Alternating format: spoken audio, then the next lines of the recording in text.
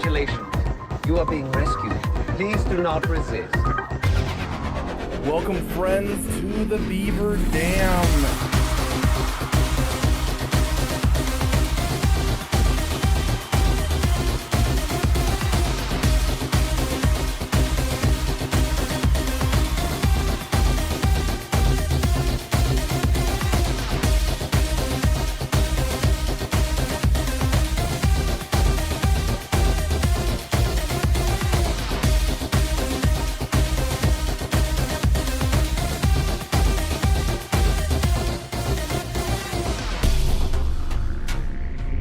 This is a beaver. You've probably heard of their dam building and tree cutting. Aside from humans, no other living animal does more to modify its environment for its own purposes.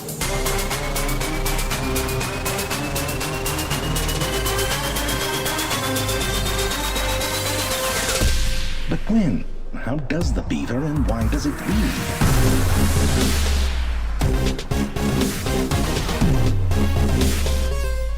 This is a beaver.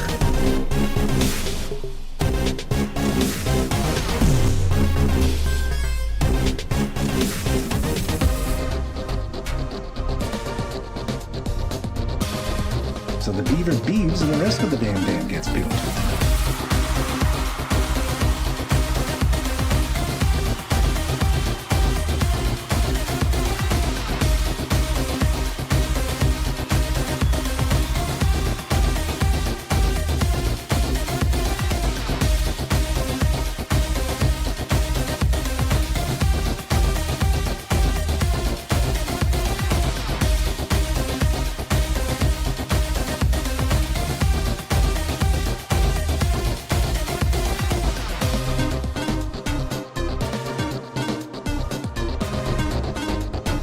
Thank you for giving a damn.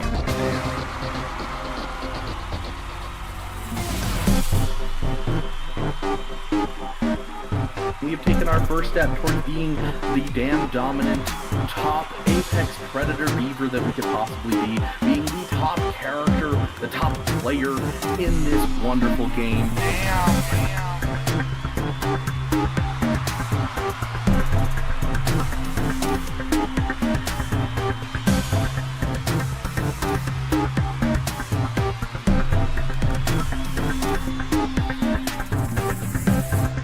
How does the beaver and why does it beave?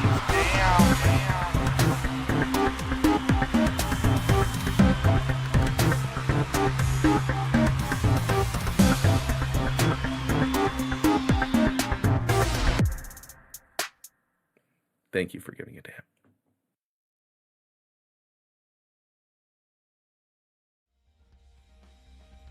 Welcome, friend. Ooh. Welcome, friends, to the Beaver Dam. Apparently, I haven't spoken at all today, and my throat wasn't clear. But welcome, one and all. We are just speed running a quick battle on our free-to-play account, trying to get through and help out our guild, and then we'll jump right into GAC. Our opponent hasn't attacked yet, so I think this is just a auto win. I think we'll kind of see what happens, but either way, his roster didn't look hugely focused. It looks like an alt account of a player, perhaps. I'm not fully sure yet, but we'll take a look at it. If you haven't heard the news already, unfortunately, I did not sign up with my main account for the first time since I first got to level 85 with that account. I have never missed a sign up, and yet this week we have missed sign up, unfortunately. So we will be doing a lot of roster reviews this week to make up our time streaming. So for those of you who are in need of a roster review, this week's your week, so congratulations.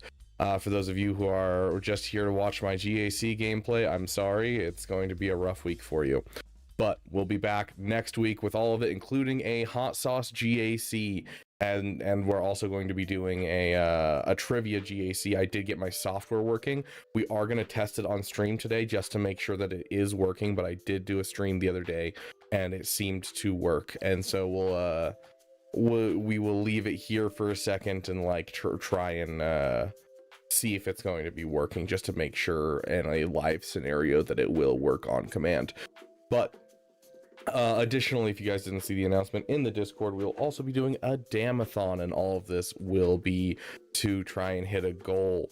We are going to be trying to go to Galaxy's Edge. I have not had the opportunity to go since anything happened. The last time I went to a Disney resort was for a band trip back in high school. So I didn't have the opportunity to go to any of the Star Wars stuff because there was no Star Wars stuff. They had just Disney had just acquired Star Wars and had just put out Star Wars Episode 7, so they hadn't had time to put anything out yet. And so yeah, I want to see Galaxy Edge because it's been on my bucket list for a while, and it'll prepare us for going to Star Wars Celebration next year. And for all of those who are planning on going, we'll do a meetup there. We have a good crowd, it looks like, going to Star Wars Celebration next year, including Scribe has said he's going, and then Agnard sounds like he's trying to go, and then Vexatron's going to be there for sure. And so we have quite a few maybes and yeses for the content creators coming, so we're gonna try and meet up and have a damn good time. So I will I'm gonna see if I can't program, just because I'm starting to learn how to, you know, do code and all that type of stuff.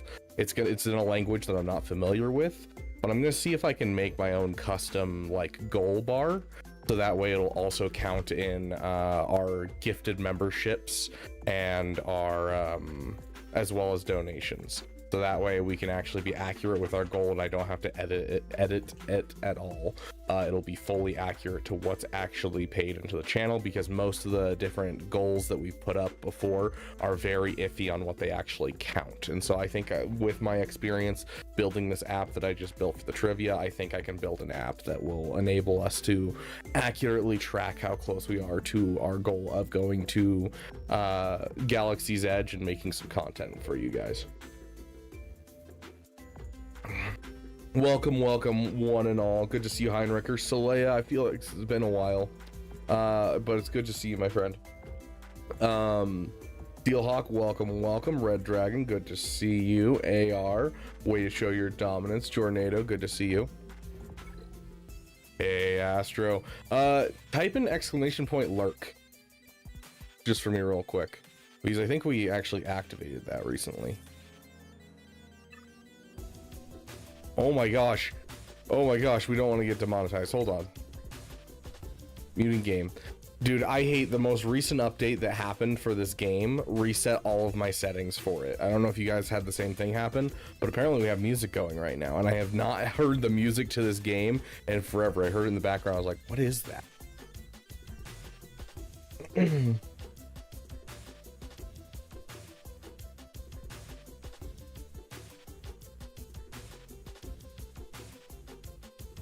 Yeah, it's super annoying, Stagger. Also, welcome, Stagger. It's good to see you, and you as well, John Bryan. Welcome, guys. Yeah, Grax, unfortunately, you did not get the first. AR got that one locked in before anyone else could. Okay, let's hop into our GAC. I mean, we have 18 minutes, but I'm not stressed. Big shout out to our opponent, Gons. Looks like, I don't know, probably actually not a alt account based on how many random things are gotten. So this is probably a main account that the player only plays a little bit here or there. 57 speed on his Captain Rex. He has light speed tokens that he's spent, so he's like, he's getting some stuff, but it looks like most of his relic characters have come from the light speed tokens given to him and not from him actually farming. So not the greatest account. We've got Gear 12 Geos. I have a theory on what can take down Gear 12 Geos that we're going to try. And then we also have a Gear 12 DACA lead. Interesting.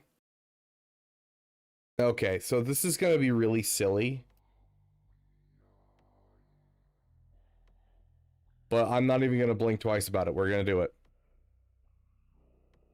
To put this into perspective, I've done this in Territory Wars against the Gear 12 set with a Pogglecron, if I recall. So I don't think this is going to be very hard.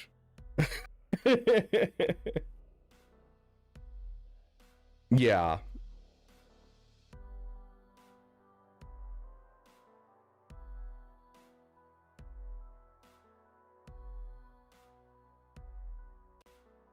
We can turn on our volume again.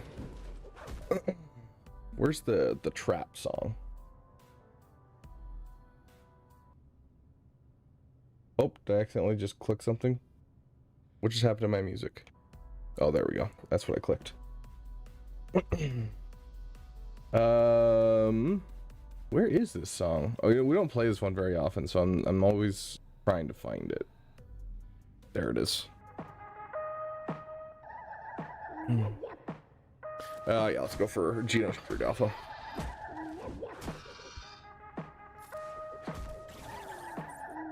Had the most cheese defense, but he did have Relic 7 Geos with the Pogglecron. Nice. Yeah, with Relic Delta, I don't know if the mods are really necessary with a Relic 5 difference. Okay, what do we got here? They do have the revives off of her, right? That's not a Zeta, that's just a default thing that happens.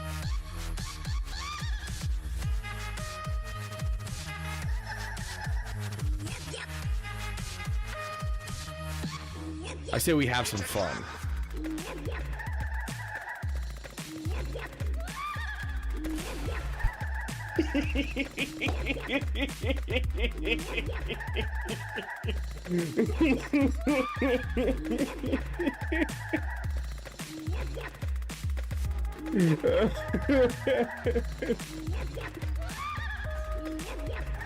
Oh, Relic Delta is an amazing thing, my friends. Oh my gosh. You know what? I'm shaking in my baby seal leather boots. Let's make sure we win this.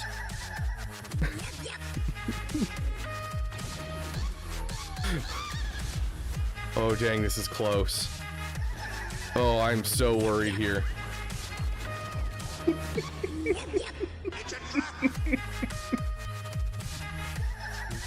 Oh my gosh. I gotta say, Relic Delta is actually kind of nice.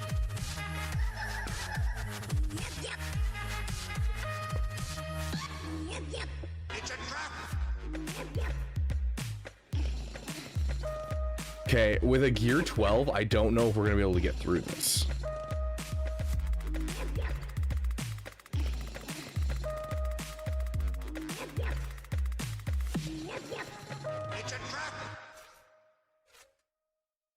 We'll bring in him as a backup. I'm assuming my Galactic Republic's on defense. Yeah, my Galactic Republic's on defense. We can try and get some big hits with you as well. Okay, we'll play this by ear and see how it goes. Yeah, just bullying him a little bit. Just a little bit, Stagger.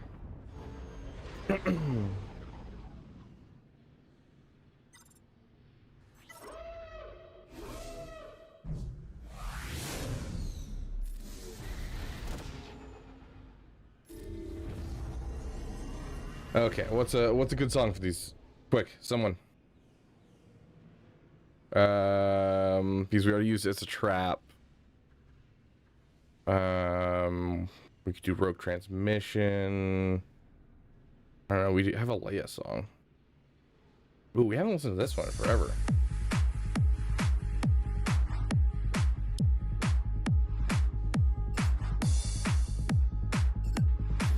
Alright. Nope. Okay. And what do you sacrifice? Calm, kindness, kinship, love. I've given up all chance at inner peace. I made my mind a tongue. Damn! I'm damned for what I do. I was hoping not to trigger the bonus turn. To make a sunrise that I know I'll never see. Now the ego that started this fight will never have a mirror or an audience. Can we get like one really good big hit? Okay, that was solid.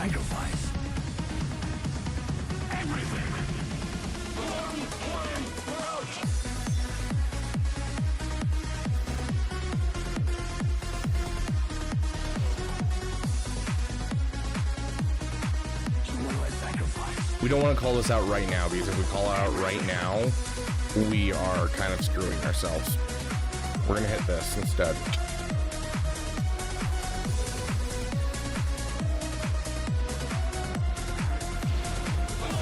It's fine. We were sleeping. I've been sleeping. I've been turning away from the truth. I wanted not to face. There is a rumor that one I hate that I can't hit him right now. Perhaps it's too late. But I'll tell you this. Try to wake up early and be fighting these bastards from the start. There is one way out. Right now. The building is ours. You need to run, climb, Beautiful. kill. You need to run, climb, kill.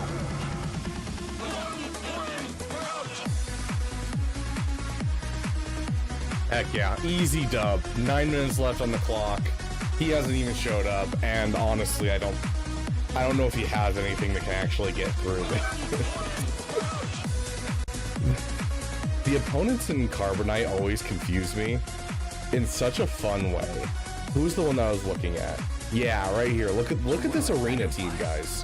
We got a Vader lead with a Relic 9 Bam, a Relic 9 Paz, a Relic 9 Keller and Beck, and a Relic 9 Chewbacca. Which is funny because nowadays with Relic Delta, this is actually not a bad squad just because Relic Delta exists. Which is funny. Like the fact that you can actually kind of play whatever you want like this. Like, I would guess that before what happened with Relic Delta, this account was probably like a Carbonite 4 account. And now it's like fought its way up to Carbonite 2 because now it can fight its way through things. Yes, they are selling mods in the store now. These mod packs. So they come with 15 speed per mod. I probably will never purchase them in my lifetime, and if I do, I will insist that you guys instantly yell at me and do everything you can to storm the dam and beat some sense into me. But it is tempting for the sake of the fact that you're giving away crit damage triangles, and crit damage triangles are so few and far between, and one of the most important things to have in your roster because so many characters use them. Yes, call for a wellness check on me using a baseball bat, Grax.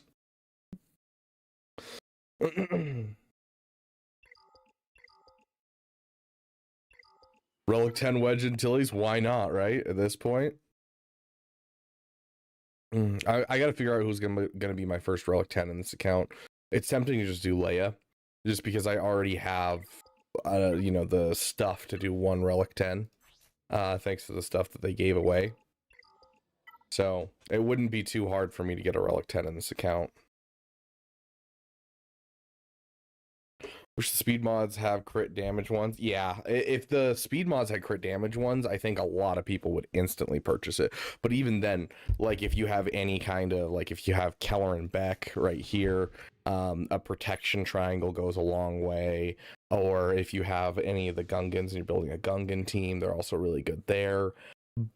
I'm guessing what these ones are for is actually for characters that we just got, the anniversary characters. I think that's what these are going to be a selling point as, is when they drop all of the new characters, they'll drop these along with it, so that way you can mod your new characters. Because if I recall, this protection right here, this protection cross, that is, let me see if I can remember. Is it IG? Both IG and Luke, I believe, both want a speed set with a protection. Great one. If you would join with your 10 months or 11 months. 11 months of loyalty in the dam. Insane on JML as well. Yeah, there's some good stuff for JML for sure. Yeah. I wasn't recalling if it was a triangle or a cross that you get in here. I apologize, Heinricher. But in this case, it would be I'd want offense, and instead I'm getting protection.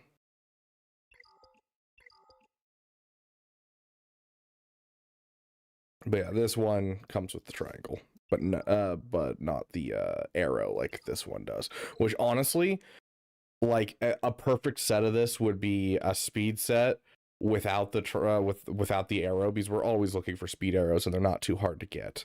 So honestly, if this was a triangle that was offense, or a cross that was offense and a triangle that was crit damage, like this would be the most tempting pack of all time.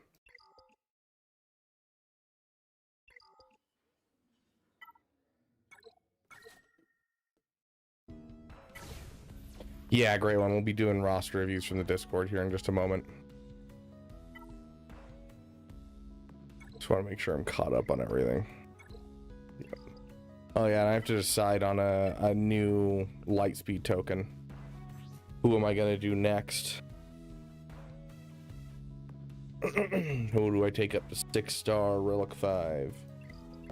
So next on my list. So I have all of the Chirotech characters done for Leia, except for Bosch Leia, which Bosch Leia is going to be another Lightspeed token that's coming soon. So it doesn't really matter to me. So there's no reason to drop a Lightspeed token on Leia. I'm fine adding an extra month to my Leia farm to slow farm it. So we would be looking at Profundity, which Profundity I believe we already have Adrad, we already have Dash, and we already have Mon Mothma. So there's no Kyro characters here that we need. We could be looking at Executor next, but I think more than likely Executor will be a ways down the road, and that we'll be focusing more on going for Jedi Knight Luke into Jabba next. And so with that Jedi Knight Luke coming up, it might be worth it to drop it on Wampa and get a Wampa into the account. Yes, it's not a Kyro character, but it does save a whole lot of currency. And it'll instantly get us to high enough relic level, and then we just have to get his 6 to 7 star. We have Chrysanthemum that we can do.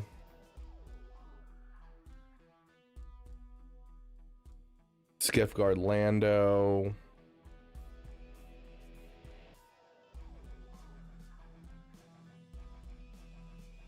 Fennec Shand is another one. We have a couple options for Jabba, but I'm thinking we do Wampa and get a Wampa in into the account, because Wampa is going to be disgusting in this account.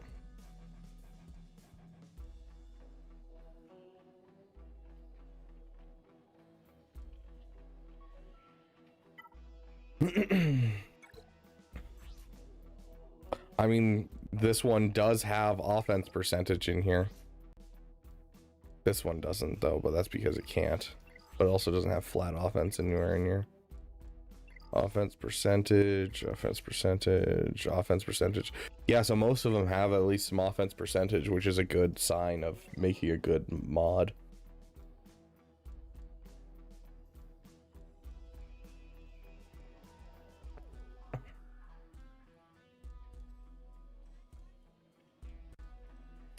Fennec is part of the Bounty Hunter Lightspeed token. The Bounty Hunter Lightspeed token is going to... Oh, Fennec is one of the ones that are the Lightspeed tokens. You are correct, yes. Sorry, I thought you meant you can use the Bounty Hunter, like the free Bounty Hunter Lightspeed token on her. I was like, that's going to Bosch, period.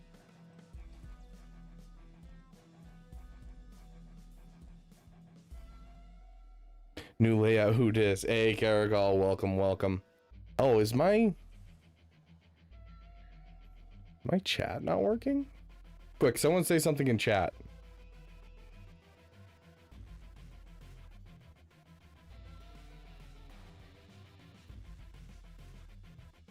Okay, no, it's working. We're good.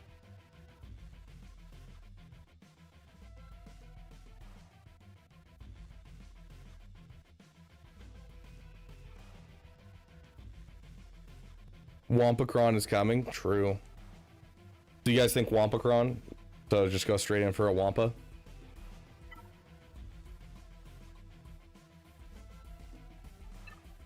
I had to think fast. Well, E was fast. And honestly, we do have exactly enough Omicrons for a new Omicron, so we could immediately drop the Zeta and the Omicron on Wampa too.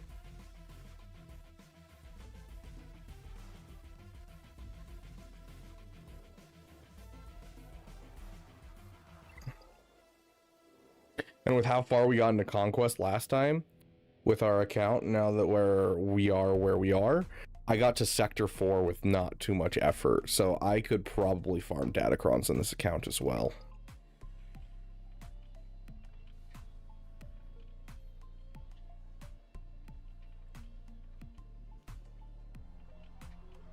So yeah, I think we'll do Wampa.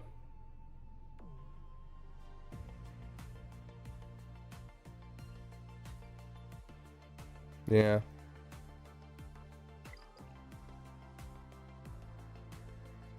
Yeah, and in normal mode, I mean, with normal as it is, you don't need that much to get through it, so it's pretty easy to farm Datacrons in normal.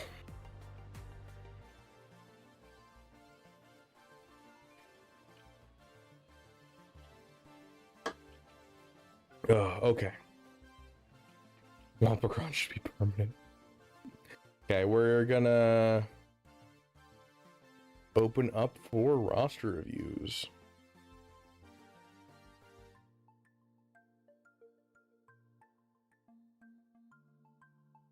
At roster or not, you don't want to type. There we go.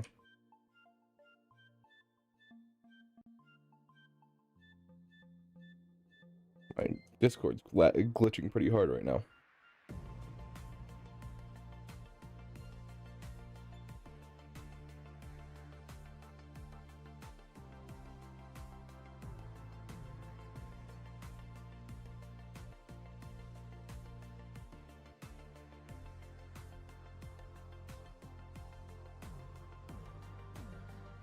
Okay. Roster reviews are live.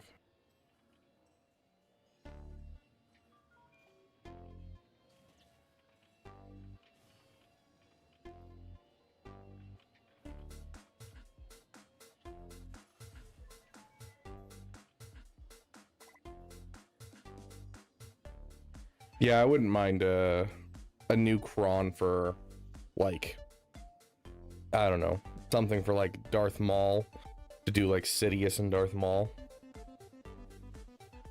Hey Cactus, welcome, welcome. Good to see you, my friend.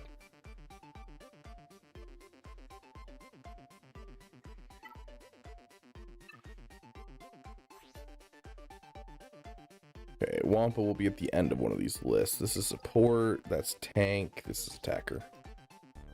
There's Wampa. Beautiful, beautiful Wampa. Look at her roar.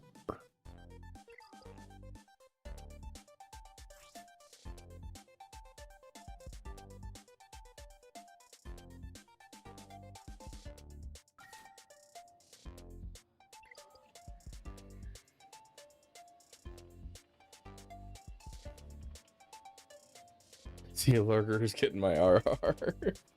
Yeah, feel free to give it to whoever, Heinricher. Rubicon used to be my candidate. Casbiel, welcome, welcome. Arnold coming in with a raid. Thank you so much, my friend. I appreciate you. Ladarius, welcome, welcome. Good to see you, my friend. I see AR. I don't think Wampa's wasteful just because of the amount of currency that I'm saving with this, and like I am in a guild where you can't get a lot of currency because we're a full free-to-play guild that all started around the same time, and so we aren't doing rote. We are playing through things like our current territory war, our current territory battle is we're doing Separatist Geonosis Might, and we're gonna get like what, probably 6, 7, 9 stars maybe.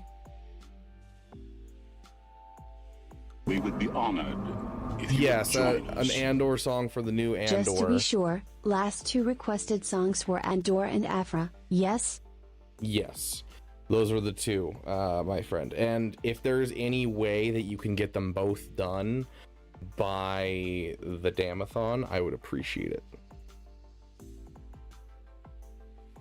Hey, Faded, welcome, welcome. We're about to do some roster reviews, by the way, guys. Let me pop up the Discord link. Oh, is it my... It might be my keyboard. My keyboard might be having an actual problem. I'm getting latency on my keyboard for some reason. Because it just happened in chat too, not just Discord. I hope I don't have to replace this keyboard. This is like a $200 keyboard that a buddy of mine got as a gift because he knew how I like the keys.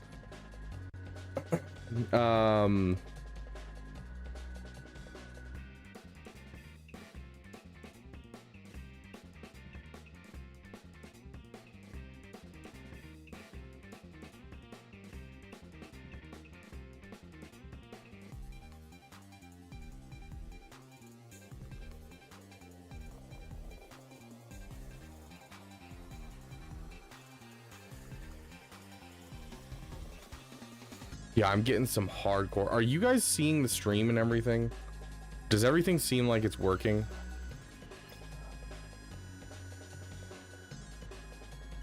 I know, right, GD? It's like, dude, playing this has been such a trip down memory lane on my free-to-play, I gotta say.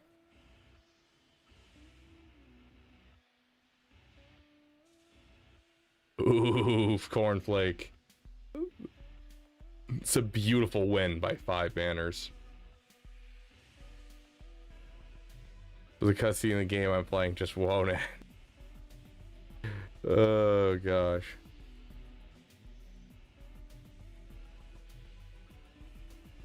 This is the one with 6 waves. This one only has 4 waves for this territory battle. The 6 waves ones were the Hoth ones. So you don't have the problem when your battle is over, it struggles to connect to EA servers. At times, it's usually a connection issue, like your Wi-Fi is not good enough at the time, but it can happen randomly. But if it's happening commonly, that's usually a connection issue on your side. Okay, we're gonna try this again. Is it gonna work over here?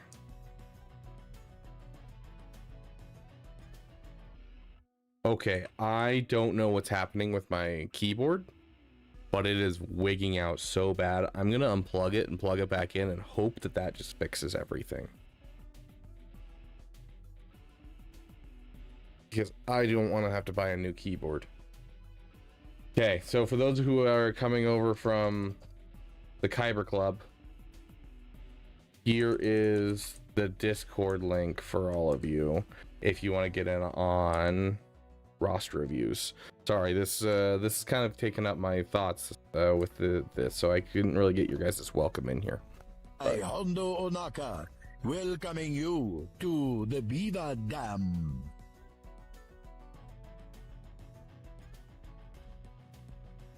A fellow tech intellectual. Yeah, I mean, hey, I don't know what else it could be. I don't have any buttons to disable my my keyboard on my version of the keyboard.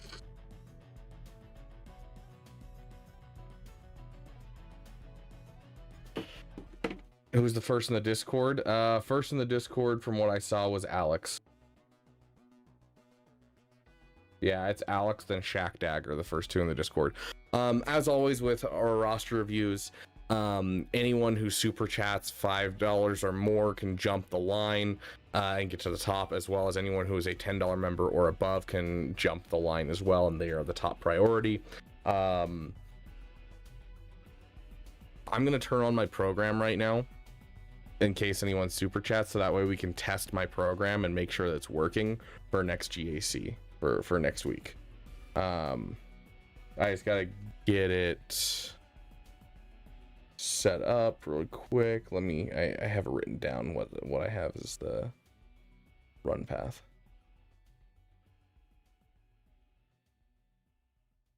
Here we go.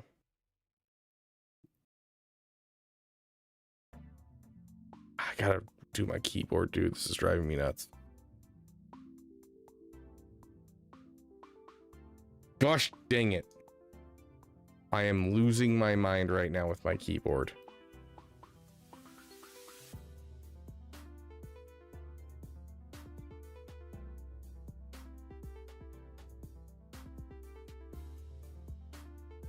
Okay. Oh, I'm gonna lose my mind. I am going to lose my mind. Okay, we're gonna try this real quick.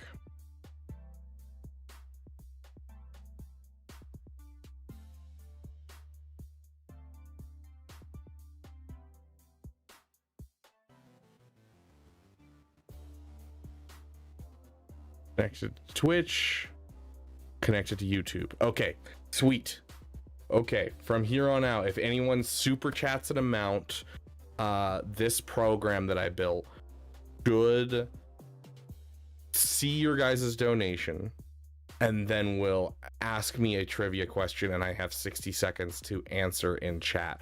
So we're gonna have that going for the first little bit. If anyone donates, then we'll be able to test our software and see if it works. But I think it should work, and it's also going to be waiting 15 minutes. It'll do randomly every 15 minutes as well, so we should hear something out of the blue from Theo. So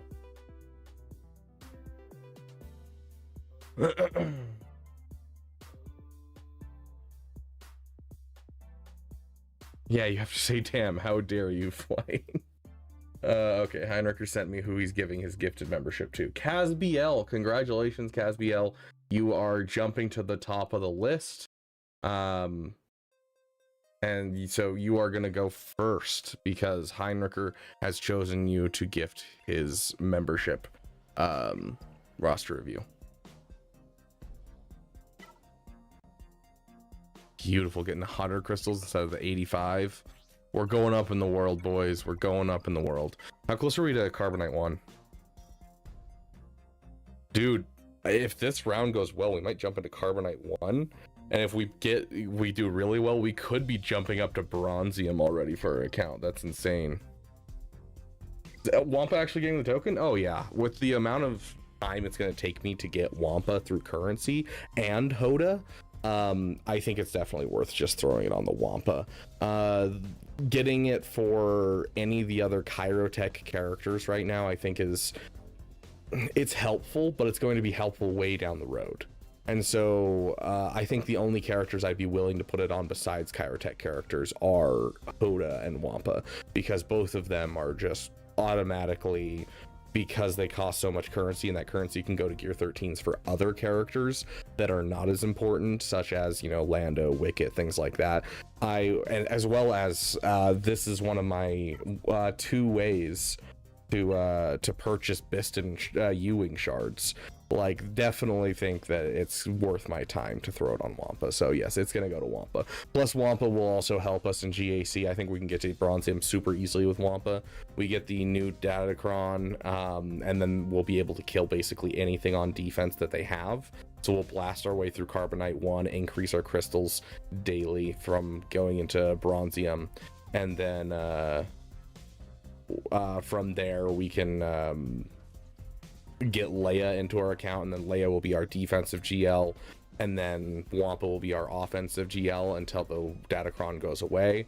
And I honestly think with that we might be able to push into like high Bronzium and get some really good crystals. So yes, the answer is yes, that is where it's gonna go. What about Leia Rex? Leia Rex are done. Wicket is gear 12, almost gear 13. Lando's already done. Captain Han Solo, Rebel Officer Leia Organa, and Chief Chirpa are all not Chirotech characters. Bosch Leia is a lightspeed token that we get from the Bounty Hunter lightspeed token. 3POC we already have at gear 13, Relic 3, pushing him up. And then Lobot is another one that's not a Chirotech character.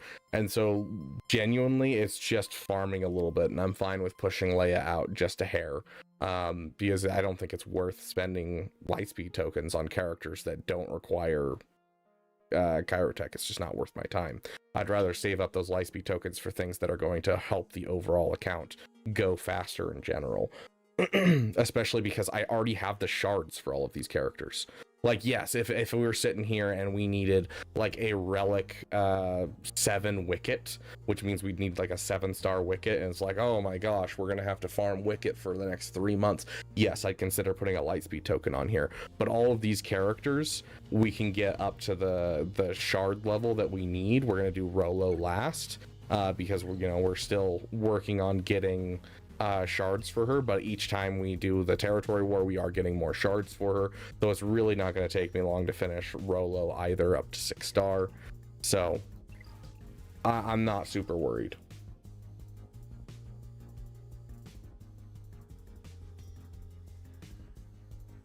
You don't want to apply it now? So the reason that I'm not applying it right now, I could apply it with you guys right now. Do I want to give you guys that? Because it's a fun thing to see me, you know, take up a character and all that kind of thing.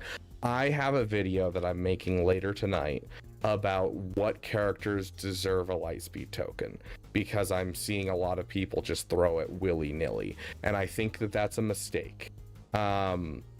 Not to call out Nooch or anything, but to call out Nooch is free to play.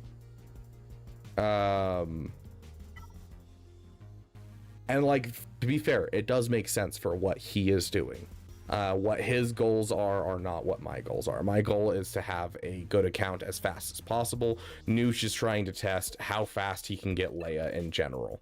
And so if you look at his account, he's closer to Leia than I am, but he's also over here throwing things like, you know, where was it? Yeah, Relic 5 Wicket. He used a Lightspeed token on Wicket of all people, and you don't even need a 7-star Wicket. You only need what I have for the Wicket, so it was super easy for me to get up there.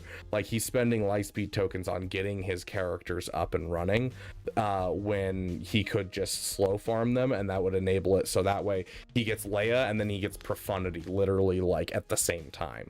Because like right now that's what I'm looking at, is like I'm gonna get Leia and then jump immediately into Profundity, and I'll have a GL fleet and a GL like at the same time, because I'm spending mine on Mon Mothma, who's a Kyrotech character, on Dash Rendar, who's a Kyrotech character, Adrad, who's a Kyrotech character, and so it's gonna be super easy for me to jump right into Profundity. So basically I'm eliminating the bottlenecks from all of the farms that I have planned, whereas Nooch is focusing on his current farm very harshly, and what that's causing is that the Lightspeed tokens aren't doing as much in his roster, because getting a Wicket up to 6-star really doesn't matter in the long run. I can get all of my Ewoks for C-3PO from stores without any farming, so it's not going to take me months or anything like that. It should be very easy. And then on top of that, I already have a Nisa. Nisa solos that event, so what's the point of getting Wicket up to 7 stars? You're just wasting a Lightspeed token. So he and I have different goals in this case. He just wants to see the fastest way to get a GL in the year of our Lord 2026, and that is a great goal for his content. So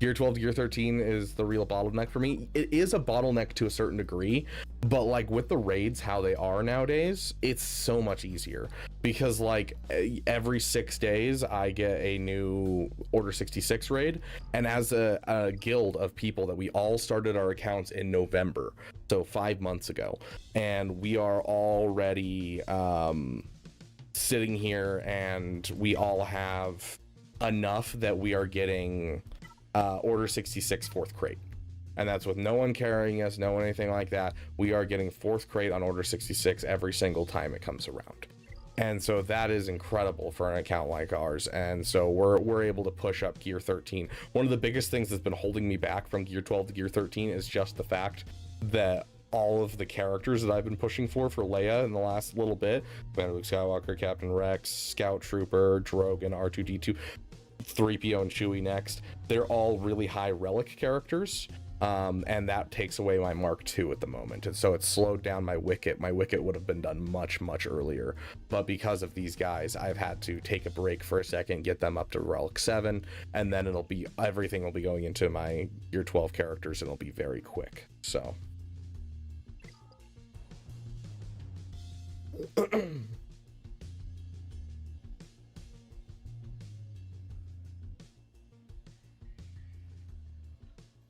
I'm torn. Wicket 7-star increases Zetas.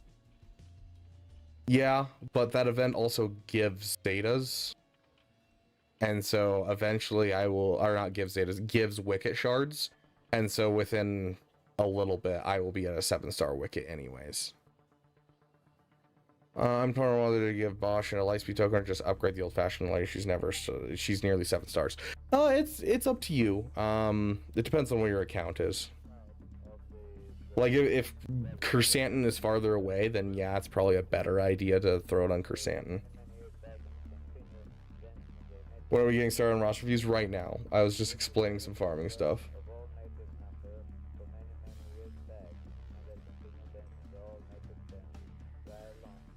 Not the token page. Fear of misclick is far too great. Yeah, that's fair. Okay. Wicket shares a node with the Death Trooper. That's my main goal. Yeah, I already have like some good shards into him because of that Wicket farm too. Yeah, I already have him at 4, almost 5 star. But yeah, regardless, the reason that I'm not doing the Wampa, it is going on Wampa in general. It's just I'm pushing it off for now because I'm gonna make that video and I'll do it on the video and be like, this is why I'm doing Wampa right now, even though he's not a Kyrotech character. So not only will it be like a good showing of here's what you should do, but then also showing you I'm doing the same thing. This is my reasoning behind this. And this isn't just me spouting nonsense. This is actually what my account is doing and why it's making it extend faster. So.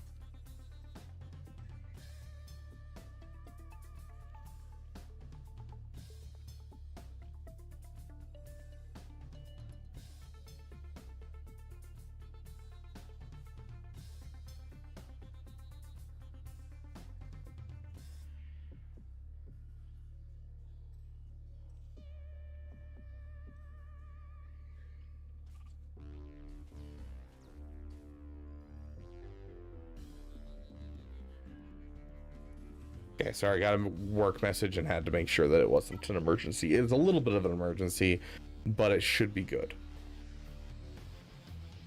Are you preparing for double drops? I am not. It's just I play this account once per day. And I am not willing to play this account more than once per day because, you know, I treasure my life and I can only play this game so much when I play my main account and this account. So I just don't pay attention to my energy and I spend it once a day on this account. Okay, so it means cheese in Spanish. First off on the list we have, that's not correct.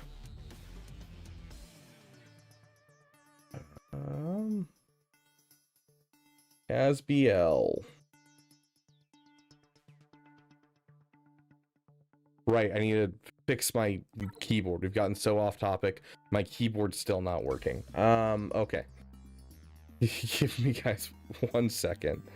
It won't let me if I send my ally code, so can you review for me, please, and thanks. Yes, Hazi, absolutely, my friend.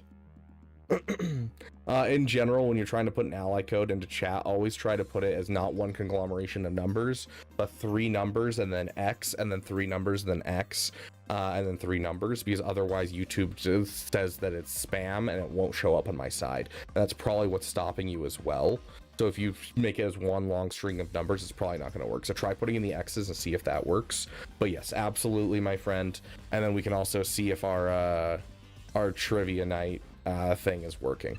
Well, he does that, and while we go with Casbiel, hi Mara, you are right here, and I'll try not to run you over.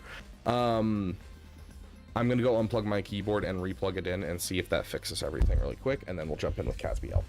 Casbiel, you gave us a blurb about your account, right? Yes, you did give us a blurb.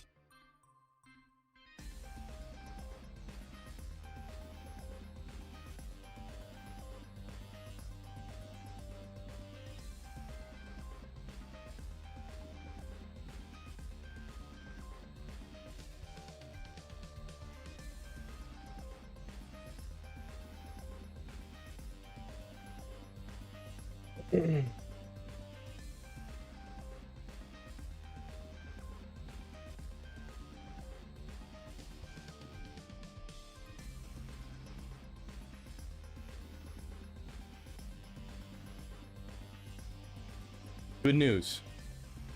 The keyboard's working if you couldn't tell.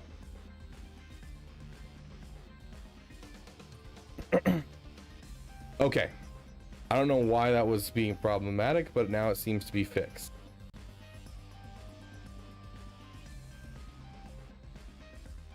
Someone leached their Riva.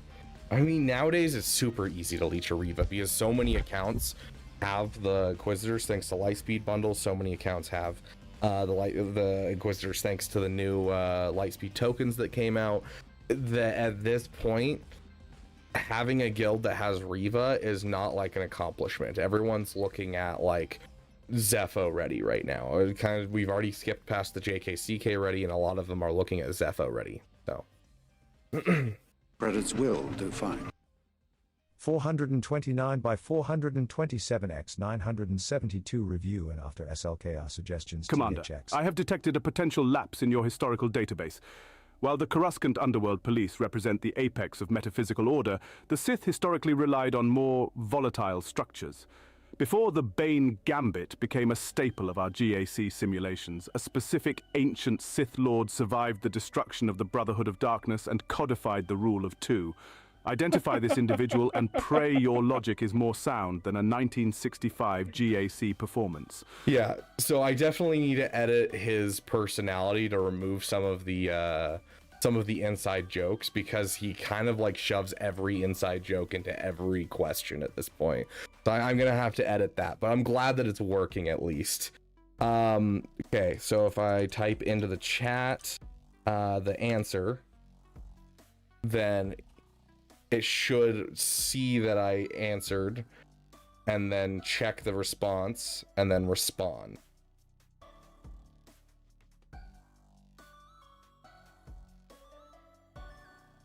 It is Affirmative, Commander. Your cognitive processes are firing with a precision that almost rivals the metaphysical certainty of the Coruscant Underworld Police. The data stream confirms Darth Bane is indeed the architect of the Rule of Two. This is a significant positive data exactly spike, why it's a problem, a welcome deviation from the catastrophic 1965 GAC performance stored in my archives. Your tactical analysis remains optimal. Review. Proceed with this level of efficiency, and we may yet bring order to the chaos of the holotables. Logical, flawless, Excelsior. Yeah, I think that we'll have to turn off when we're using this. Ooh, interesting. Oh, we hit the 15 minutes, and so it's going to ask another one. I think we're gonna have a pause thing that I can enable for this, so that way I can easily pause during him talking, so that way we can stop things. Commander, we may have to turn my off protocols require a verification of your knowledge regarding Imperial naval doctrine to ensure your tactical efficiency remains above the 2% threshold. Identify the specific Imperial II-class Star Destroyer that served as the flagship for Grand Admiral Thrawn during his campaign against the Phoenix Cell. A precise answer will affirm the principles of order. A failure will be logged as a catastrophic data corruption on par with a 1965 GAC performance.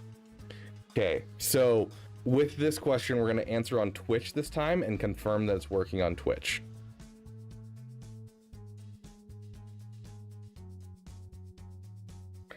Because it has to be able to know who I am regardless of which chat I put it in. Affirmative, Commander.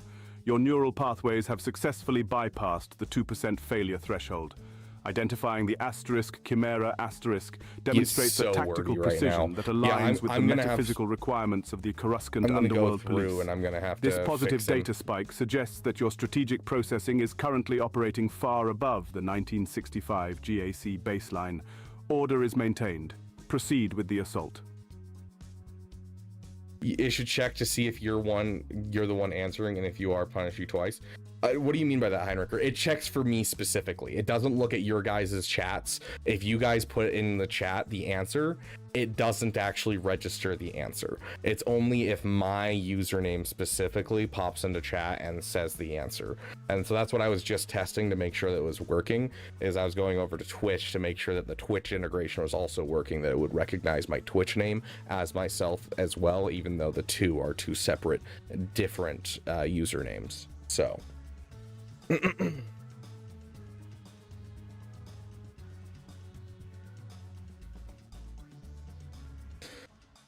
So yeah, I spent like probably a couple days on getting this right, and then I spent last weekend, I probably spent a good 9 hours bug fixing and trying to get it into the right spot where it works like this. And whoever said this seems like a Doug stream, honestly, yeah, this whole idea was inspired by Doug. But you know, we're applying it to our own thing to make it Star Wars related and that kind of thing. And I still had to build the entire program. But you know, that's what I'm doing for work now, so why not, right? But yeah, I'm gonna edit what Theo's personality is like and make him less long-winded, because he's trying to shove like every piece of like funny thing at the same time, and like also being really long-winded. So we're gonna do some editing of how Theo acts, but that does tell me that everything is working. So I'm just gonna end it for now, and there we go. How long did it take to set up? As I said, probably about 3 days of working on it total, and then about 9 to 10 hours of bug fixing this last weekend to get it to make sure that it's working entirely. So if it is reading chat, if we put a prompt, can we mess with it? No, it's just reading chat and looking for right now it's looking for just super chats. So you guys cannot mess with it at all unless you're able to copy my username, which the good news is both Twitch and YouTube have added in the fact that you're using @names.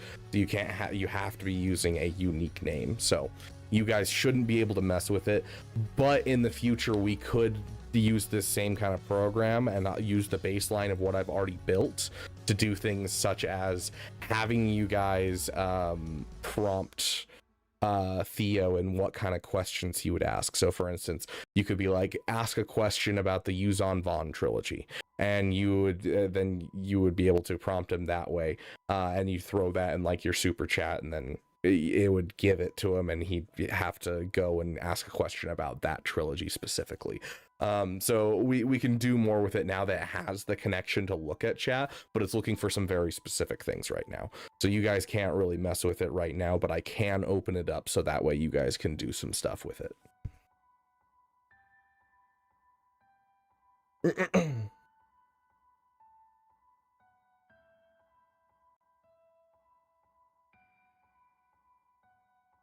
Okay, anyways. And mugs people do questionable things with. Dude, I wanted to get the brick so bad for my roommate because he loves Doug. But they sold out so fast.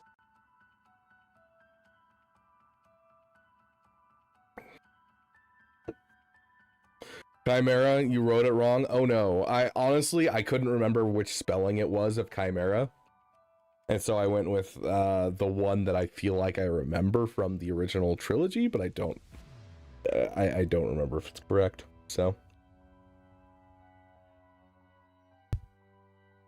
okay. Anyways, yeah. Hopefully, as time goes on with the things I'm learning from my job, I'll be able to continue to build things like this to make our streams more fun and have more stuff that we can do for fun with you guys during our streams, because I like to do the things that I like to enjoy consuming myself. There's a reason that I started doing hot sauce GACs. There's a reason that I built this program. I really enjoy that kind of content. I enjoy the challenge kind of content where it's not just gameplay for gameplay's sake, but like we have something fun going on at the same time. It's also the type of thing that with my ADHD, it fits really well with the kind of things that I enjoy. So we'll definitely have more of this type of thing going forward, and it'll be up to my imagination to come up with them and my ability to code. So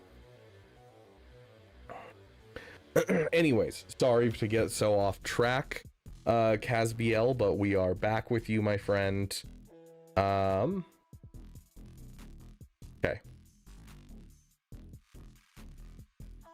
Want to see those JML mods? A little slow, but does have the protection arrow. Looks like the triangle and the circle and the well, yeah, it looks like a lot of them could use some work. So it looks like the mods are correct, and for the primaries they could use some work on the speed for sure. Okay, so currently, just to give you guys a refresh on who's going when, currently we are doing Casbiel because one of our members gave him his membership roster review. Next up will be Spymath, because he's a member of the $10 member, so he'll be next, and then right after that will be Hazi.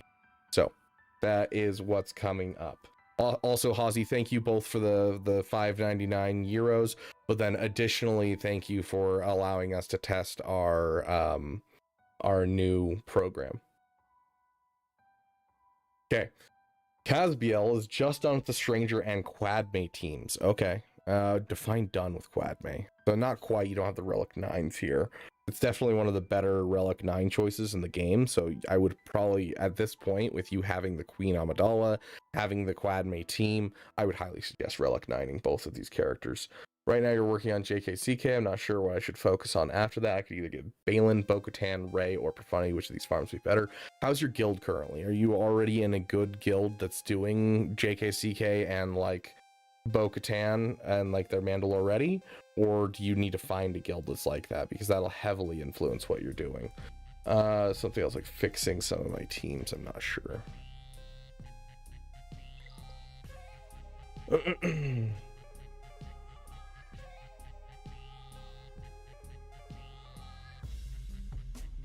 Hello, Jimothy. Welcome, welcome.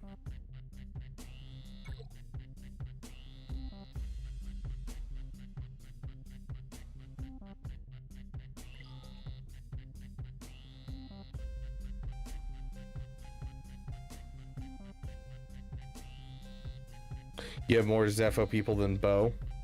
Do you at least unlock the planet, Casbiel? Is it like one of those ones where it's like pretty close?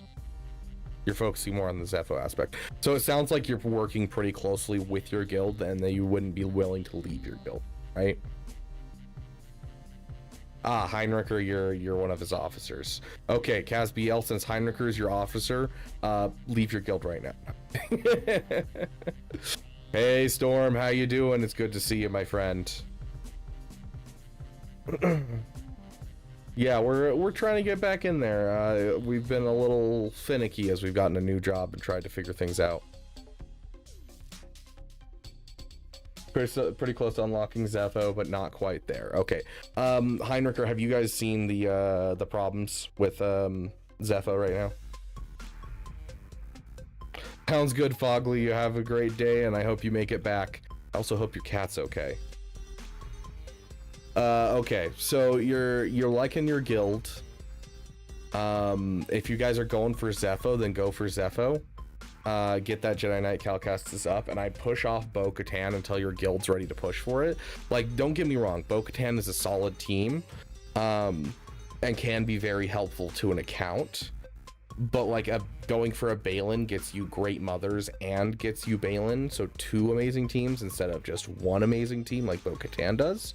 And so unless you have the other aspect of going for the mission with your guild, it's not nearly as important that you have Bo-Katan. How are you doing on Zetas right now?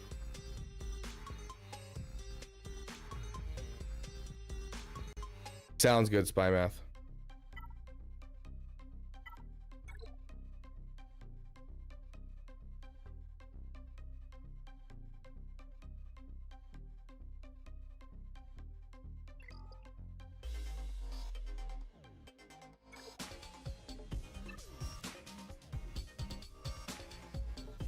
You have 2 that you could apply. Okay. And what was your GL ships looking like? You only have 1. Okay, with where you are in Kuiper, I think you're falling a bit behind in a couple different places. One of which being your Relic Delta. I'm seeing a lot of things like, you know, Treya, Savage, Relic 5. You know, I'm seeing quite a few characters that could definitely use a boost. That need some levels. I would say Profundity or going for Rey is going to be one of the best things that you can do. Problem is, Rey is going to require some Zetas that you don't necessarily have. Going for Balin is also a lot of Zetas that you don't have. And so cleaning up your Relic Delta or going for Profundity would be my next steps, because both of those will give you time to build up Zetas. and give you some time to really get into a good spot before you head into another big farm. So because you've done quite a few big things in a row. You've done Stranger, you've done Quadmate, you're now doing JKCK, and so like you're obviously running low on materials. And so Profundity currently is in such a magnificent spot, regardless of your level of Rogue One. As long as you have Rogue One unlocked, it does everything it needs to do. And so Profundity would be a big thing if you're struggling on fleets. If you're not struggling on fleets, I'd focus on Relic Delta first and then choose between Rey or Balin. I personally would go for Rey because she's closer, and so it would be easier for you to grab. That being said, do you already have the Great Mommies? You already have the Great Mommies unlocked. How are your Ufus? Where are they? You already have American Shin. Yeah, okay. Yeah, going for Balin. Don't go for Rey. I just figured you wouldn't have American Shin done. If you have American Shin done, I think Balin's going to be your best bet. So I would take some time, do some Relic Delta, work on your Profundity a bit. And then once you have the Zetas to really start pushing into this team, I would push into the team and get those guys up, because that's two amazing GL killer teams you can get into your roster. So.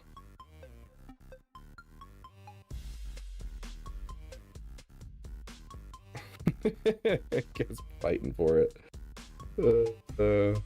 Still shocked that the $99 Balin focused Datacrons have different stats than in-game Balin focused Datacrons. That's interesting. I didn't even see that. That's gross. Yeah, this is an impressive roster to be in Kyber 3. I 100% agree. How can I apply for a roster review? Type in !Discord. There's an area called roster reviews in the Discord. If you want to skip the line, you can donate $5 or become a $10 member.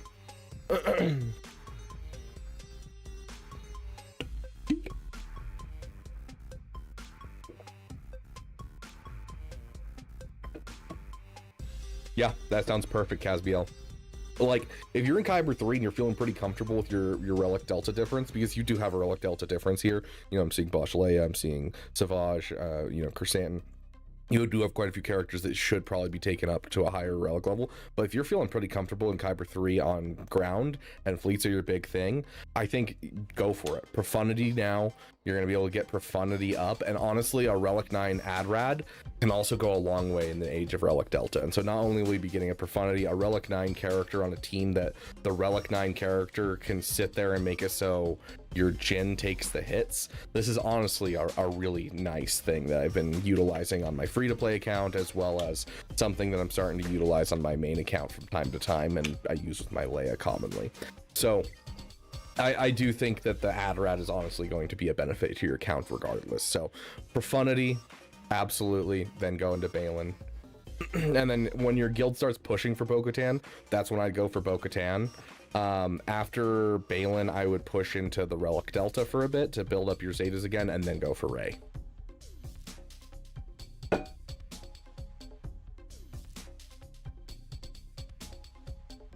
So I just don't have enough teams for attacks. Yeah, which makes sense. I mean, you're having to build teams, and a lot of the teams you're building right now, Queen Amidala, you know, the Stranger, these are high Zeta teams to get started, so it can be really, really rough. Credits will do fine. 394 by 734 x 353 smile. Thank you for the $9.99. And as I said, for those of you who missed it, we are trying to fund a trip to Disneyland for my first time going to Galaxy's Edge. It's been on my bucket list for a while. We're doing the trip the end of this year, and we'll be doing it as an opportunity to make content and react to all of it, as well as have myself a very special experience because I'm a huge Star Wars nerd. So all of the money that goes into it during this stream is going to go straight into that pot that's going for that. I'm going to try and build myself a goal thing that will keep track of both memberships purchased as well as super chats, so that way it's fully accurate, because all of our previous goal things that we've used that other people have created don't have that functionality built in. So we're going to see if we can build something in for ourselves and see how that goes. I don't know how hard it's going to be. I'm going to do some research. So but we'll add all these numbers. But thank you so much, Great One, for the $9.99. We will add you to the list. You didn't have to donate. I appreciate it regardless, considering you are one of our, I believe, $20 members. So yeah, we'll be doing a Damathon at the end of the month to help raise funds for that. Capper 3, not gonna lie, I get holds almost always. Yeah, I mean, fair. Lord Vader does so good, especially if you're taking the time and you got some of those attacker crons. You could just do some gross stuff right now. Do old Datacrons always come back or rotate like Wampa? No. Unfortunately, some Datacrons are a one-time see, and then you never see them again. Other times they'll show up randomly, and like be in a different scenario. For instance, there's some Sith Empire Crons early on, and then they got cycled out, and then the same Cron came back for HK, but it was a droid Cron instead. So like it depends. Some of them are like, yeah, they'll come back into circulation, but most of them do not. They get changed quite a bit. Okay, so yeah, you have an idea of where to go next. The fact that you're, oh wait, no, hold on, sorry, I haven't sorted by speed yet. I was like, the fact that your fastest character is not 300 is sad. No, you're doing good. I was gonna say Kyber 3 and you don't have a single character over 300. No, I'm the silly one. The fact that that's that fast to get to your non 300 speeds is a little worrying, and you should be putting more into your modding. I think you have some work to do with your modding. Yeah, like switch this guy off offense mods, give him some speed mods, get him closer to your resistance hero Finn. They need to be a good duo. Gladmaster Qui-Gon and Queen Amidala are fast. Your stranger's faster than your Mara Jade. That's interesting. The fast stranger.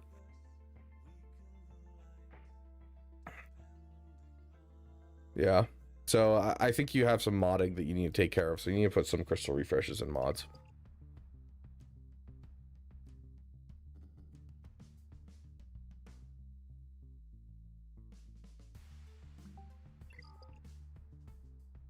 I just heard a notification from work. That was weird. I didn't think I had work stuff open right now.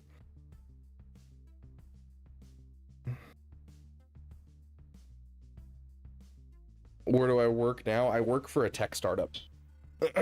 So we're building software that doesn't exist, essentially.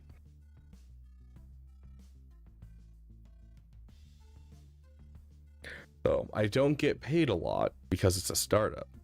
But hopefully, once it stops being a startup and we succeed, things will go well for me and I will get a big, big, big raise. I'm hoping.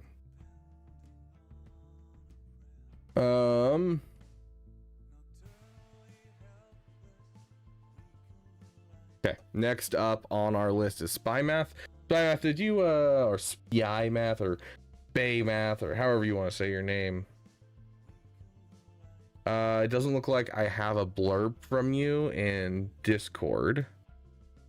Let me jump over to your message. Okay. You said quick roster review. What am I looking for? Okay, so this is your free to play?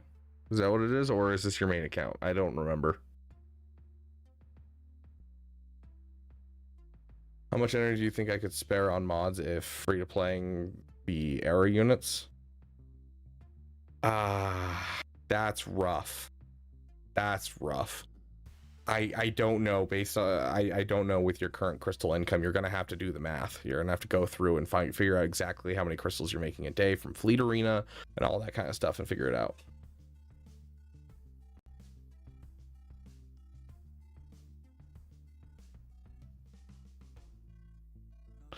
Check. Okay, so this was started at the same time. Yep, Return of the People. Okay.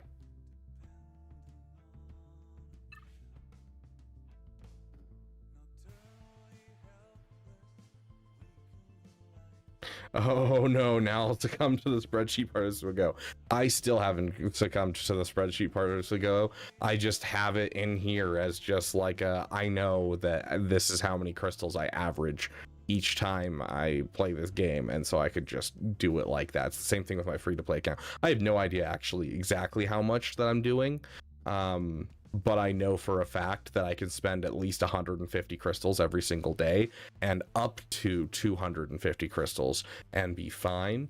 And then if I spend 350, then it's too much, that I will break even every single time with my GAC wins and everything like that. And so it's not necessarily worth my time to go above 250, so I stick to 150 or 250 on certain days where I really need to finish something before like a lock-in or something like that. And that's just from personal experience of spending crystals each day. So how you get a roster review? Ewan, I don't remember. I don't understand. There's like 7 different ways to pronounce that name. I don't know which one it is for you, but I'm gonna say Ewan because it's Ewan McGregor, you know. Ewan, type in ! Discord. There's a section called roster reviews in the Discord. Free to play check who is first. We are in the same guild. Check who is first. What do you mean? Like, am I checking your speeds?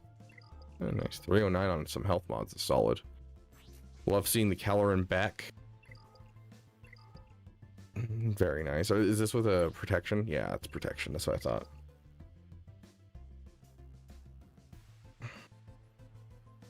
Good evening, Disc. Welcome, welcome, my friend.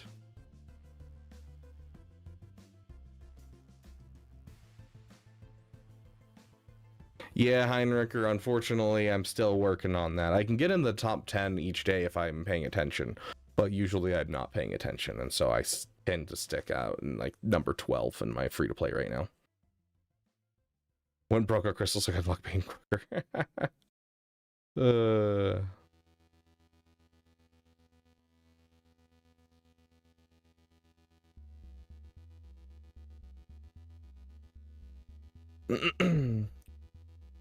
Okay. Anyways, so you have the Wampa going in your roster. Ooh. Interesting you're bringing up the Inquisitors. Are you going for Riva ready right now? Are you trying to go for Grand Inquisitor?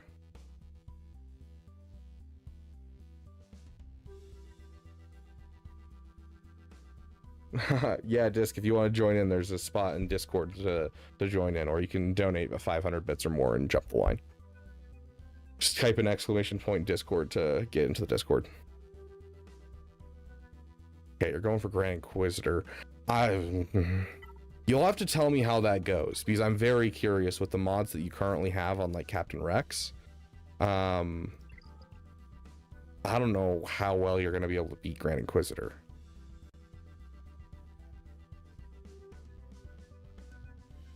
Okay. Overall, I mean, it's a free-to-play account. It's an alt account, so you can kind of do whatever you want, right? One thing that I will caveat that with is with mods and everything, I do highly suggest the Relic 5, Padawan Obi-Wan, and Master Qui-Gon, at least. You can get up to Relic 7 or Relic 9, great, but Relic 5 gives such a good amount of money, so that way you're not sitting here with just crap mods on your characters. Because the difference between the gear, the 7-star tier that you're currently hitting and the Relic 5 tier is 6 million credits versus 11 million credits every time, which is a significant jump in credits. That's almost doubling. So I would suggest bringing your Padawan Obi-Wan and Master Qui-Gon up to at least Relic 5, just to benefit from not having to worry about mods as much. Plan on using Merrick? Okay, I don't know how hard it is with Merrick, but you know, you do you, boo.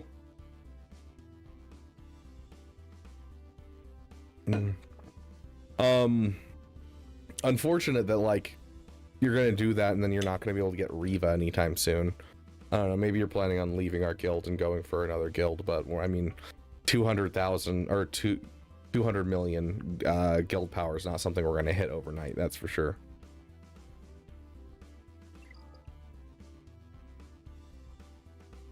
Doing 41 in your fleets using the Galactic Republic. At least you're getting 50 crystals a day. Very nice. You spent the Lightspeed tokens to get these guys up to gear 12, it looks like. Currently second place without touching fleets for a week thanks to Leviathan. Yeah, sounds about right, Alex. With your guild role, oh, are you one of our officers? Like, I'm literally an officer in this guild, and I got no idea what's going on. I'm glad that Matt set it up so you guys were in control, because I do not have time to be a guild officer, and nor do I know enough about being a guild officer. Like, I could run a guild, but the way that I would run a guild is just basically finding people that are good at the job and being encouraging. Like, that's about what you're gonna get from me.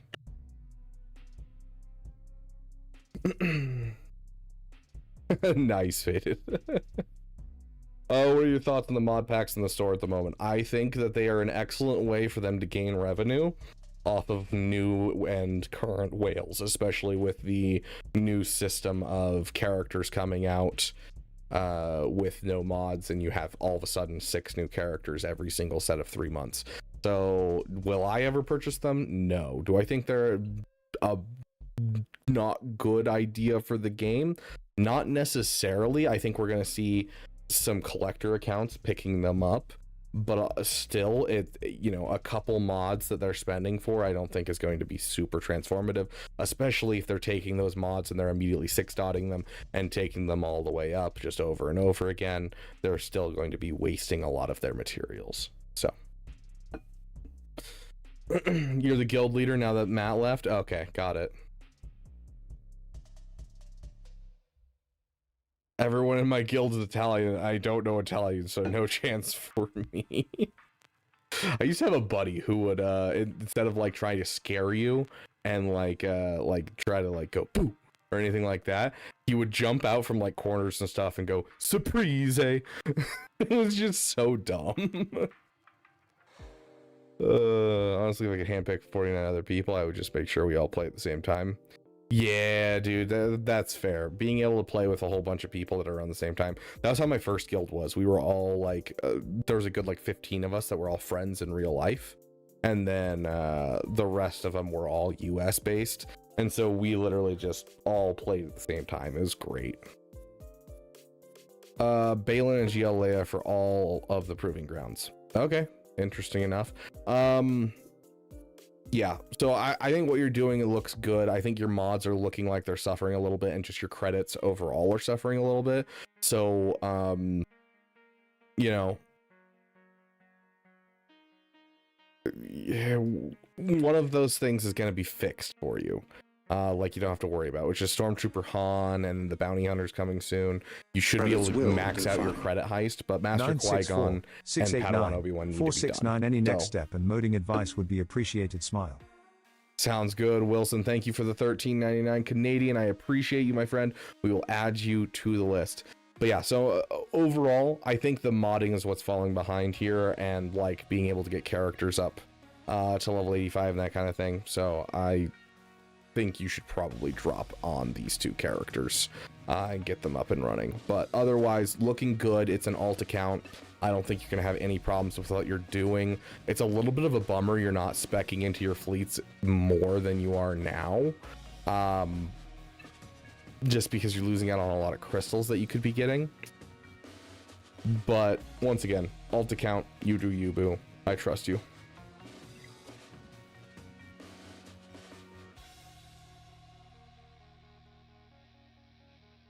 Do you use Chimera Executrix as Geo's gonna do this guild event thing? Use Chimera Executrix with Geos? For what? Guild event? For territory battles? I think Executrix is technically the better choice when it comes to working with Geos. But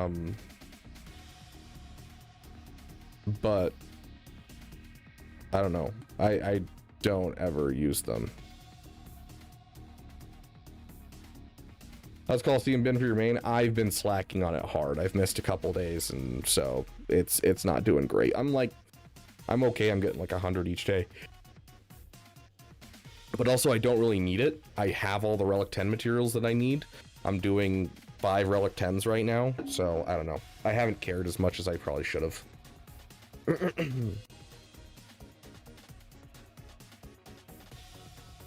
To an extent, as long as you're upfront about it, I think a lot of people would be interested. Oh, talking about the guild thing. I was like, what are we talking about now?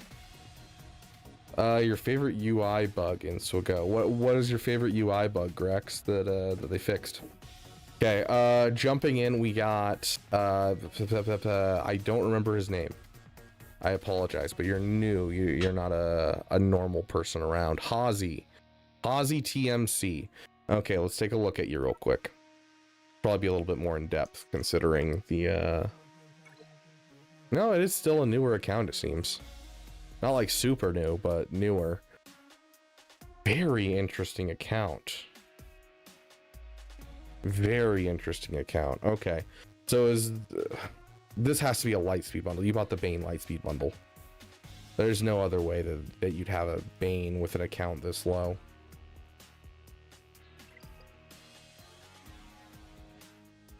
How long has this account been around? Stats, not profile. Galactic War 2,727. That's a lot, right? 2,727 divided by 12. So it's been around for a little under a year. We're talking like somewhere in the area of like 7 to 8 months. Yeah. Okay, so it's about an 8-month account currently.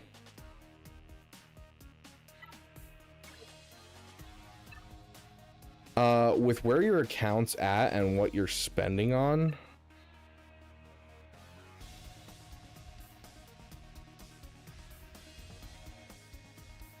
I'm surprised you're not higher in your fleet arena. Which, I mean, it looks like you're an account that, like you're a player that hasn't played a ton. So for context, I was mimicking Arnold's free-to-play account back in 2021. Ish, main farms at SLKR, stopped playing. I only returned 2 weeks ago and just finished SLKR. Now I need a relic but playing catch up now. Okay, and you're buying all the bundles as they come out, or you're buying a good amount of the bundles that you're seeing. Someone remind me, it's been so long since I've looked at the Leviathan requirements. We have B-28, we have Mark 6 Interceptor, TIE Daggers, Scimitars, Sith Fighter. Is that all the ships? What are we looking at? Looking at an account that's about to get Leviathan. Ebon Hawk. Okay, so we need Ebon Hawk. Got it.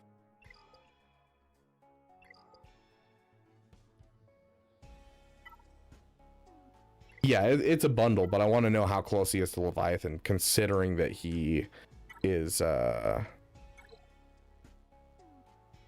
this far in. Okay, so I'm not seeing an Ebon Hawk.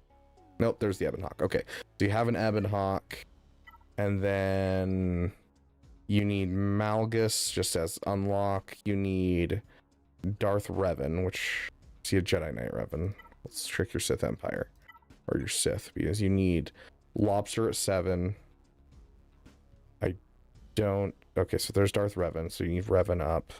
You need Bastila, which is Old Republic. You have the Bastila right there. You also need, so you don't have a shorty at all. Okay, so you're fairly close. Not bad, but fairly close. Yes, Malik. How about so I'm gonna stop now. I got Malgus. I need Sith Fury for Malgus. Oh, you don't have the Fury class Interceptor? Interceptor exchange class. Yeah, you're missing the Fury class. Dang, rough. Okay. Oh.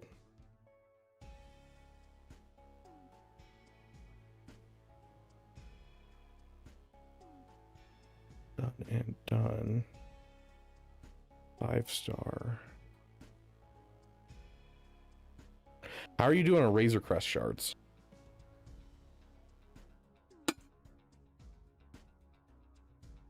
What good teams are good on defense or offense? We can go over that in just a moment, my friend. How are you doing on Razor Crest shards? Is your Razor Crest looking pretty? You haven't done anything on it?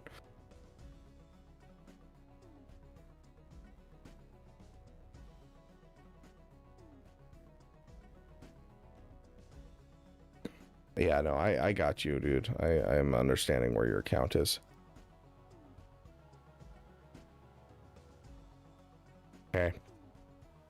So, okay, so it means cheese in Spanish.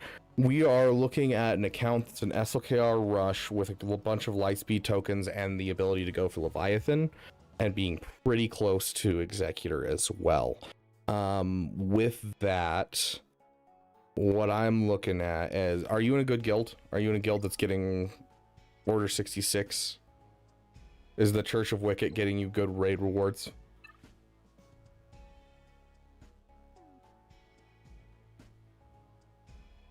Sorry, I feel like I'm asking a lot of questions, but I need some context here, because there's going to be a lot of stuff here. I can kind of take you through it.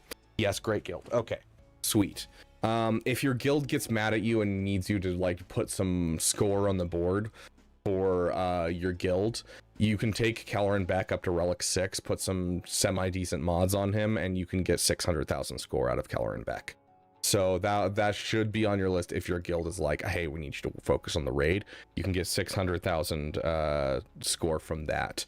Overall, you're going to focus on getting your SLKR up first and get him up and running. So if you haven't already, we're going to show you this. Make sure that you are aware of it, because you do seem like a player who is, you know, in that area of trying to become educated. There's a website called swago.gg. If you go to this website, you can go to units and click and go into any unit that you have, like Supreme Leader Kylo Ren. We can jump in and look at the best mods. And so this is based off of the overall average mods in the top end of the game. So he should have speed health, which is what you have. And then you can scroll down here and be like, okay, we want speed as the primary stat on the triangle, or on the arrow. On the triangle, we want crit damage. And on the circle, we want health. And then on the cross, we want offense or health, depending on the Datacron set. This kind of flip-flops, but honestly, either one's going to do great work for you. So on top of that, don't do this with mods. If this was like already an orange mod and you brought it up to here, sure. But when it comes to like slicing mods, you're not going to want to do this. You want to be stingy. When you're trying to slice up a mod, you are going in. Did I roll speed? Yes, I did. Fantastic. I'll take it up another level. Did I roll speed? I did. Fantastic. Take it up another level. Did I roll speed? Fantastic. I take it up another level. I don't roll speed. Am I over 15 speed? I am. Sweet. Then I'm going to take it up to being a 6-dot mod. That is your overall rules. And so whenever you're looking at a mod, did I roll speed? No. Okay, I'm going to go look for another mod. These mods are not girlfriends. You can't fix her. Don't keep rolling if you're not rolling speed. So this mod is now a hand-me-down mod that'll pass to someone else when I need to. Whereas, you know, and so like if I were looking for a new mod for this, I'm going to go over here and grab this. This one didn't go up either, and it's blue, so I'm like, okay, this is just going to be a mod that sits in my inventory to make sure that I have every character has speed on every mod in my inventory. You know, if I take this up, is there speed in it? Yes. Sweet. Then we take it up another level. Here, let me grab some more of this. I don't have enough to grab more of this, so we'll just do that. There we go. I take it up. Did it roll speed? No. This is now a mod that will either be sold if it's too crap, or it'll be a mod that sits here and just goes to a random person just to make sure everyone has speed in my roster. And this will be one of those ones that I get rid of as I progress and get to the point where everyone in my roster has 2 speed rolls in one go. So try never to take up mods unless they are quality mods. You can have some finickiness in there if you're willing to, but being stingy is a good thing. Like I could take this up to blue if I wanted to and try again for that extra speed. But at this point, absolutely not will I ever take it up again, because there is 0 point to this. But I am a stingy person when it comes to mods. I highly suggest being stingy yourself. So just if you take it from white to green and it doesn't roll speed, you're doing it wrong. So yes, I did just get randomly a 20 speed mod, which is absolutely wild RNG. You are That is the wildest RNG I've had in a long time. It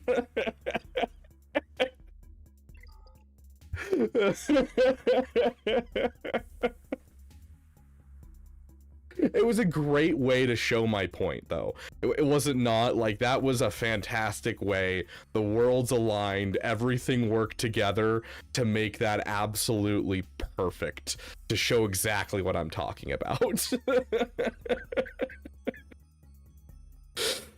Oh my goodness. Lock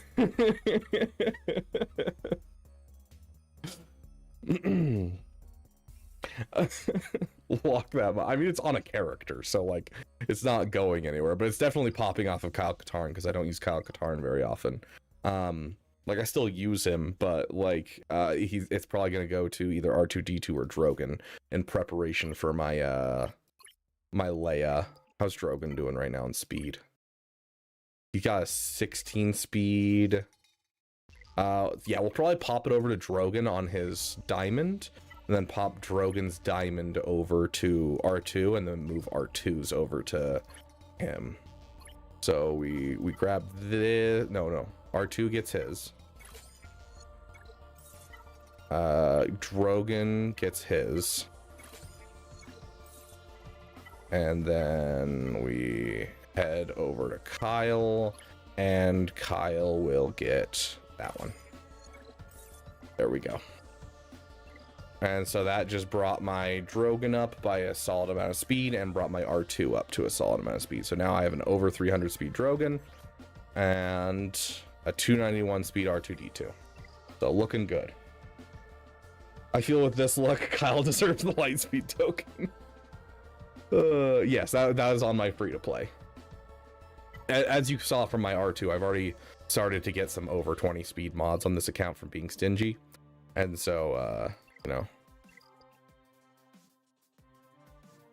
This dude you're reviewing is never going to hit a mod like that. I mean, given the RNG, yes, it happens. It's not super common, but, you know, as you take up mods, being stingy like that is important. If you're at a blue mod and, like, it has 2 rolls of speed, it might be worth taking up again. After that, absolutely not. If you have a green mod and it doesn't have at least 2 rolls of speed, I'm never taking that up anymore. Be stingy with it. Just be as stingy as possible.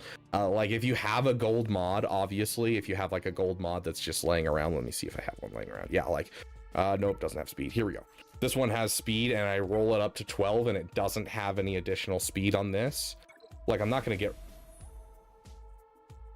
Okay, game, I need you to cooperate here with me for a second. I need something without good speed. Here we go. If I bring this up and it... Okay, this is a good example. This one only has 7 speed on it. I'm not going to take this up to 6 dot. This is not a 15 speed mod. It's not good enough to be willing to be taken up, but this is something that I'm not going to get rid of. I'm just going to throw it on a random character, you know? Beaver, leave some for the rest of us. Like, oh my gosh, dude. The fact that that happened is wild. We'll lock that mod. I don't know where it's going. I'll find a home for it later.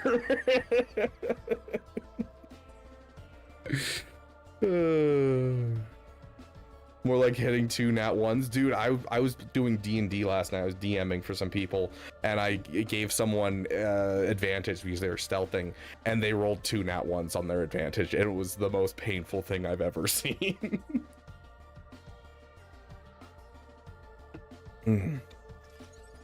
Yeah, it's better to have any mod than no mods. But speaking of getting back into this account, now that we've talked about your modding a bit and how mods should work, speaking of, I should still have this command. Yep, right here. Here is a quick video. It's not a long video. It's not a complex video. It's just a simple video going through exactly how mods work, how you should farm mods, that type of thing. It's just a super simple layer of how to farm mods and how to not take them too far. So go watch that video. It'll break it down super simply. It won't be like super complex, and kind of reiterates what I just talked about. But overall, to be able to afford those mods, you are going to need credits. So I do highly suggest that you do exactly what I told the other guy. You take your Padawan Obi-Wan and your Master Qui-Gon up to at least I want to see 7 stars on both of them. which I don't know where Master Qui-Gon is or if he's even unlocked. Qui-Gon Jinn, you don't even have Master Qui-Gon unlocked. So I want you to go and unlock Master Qui-Gon. It's a Cantina farm, so it shouldn't be too hard. Get them both up to Relic 5, and you're going to be getting 11 million credits every single month, as well as some materials to take characters mods up from 5. to 6. mods.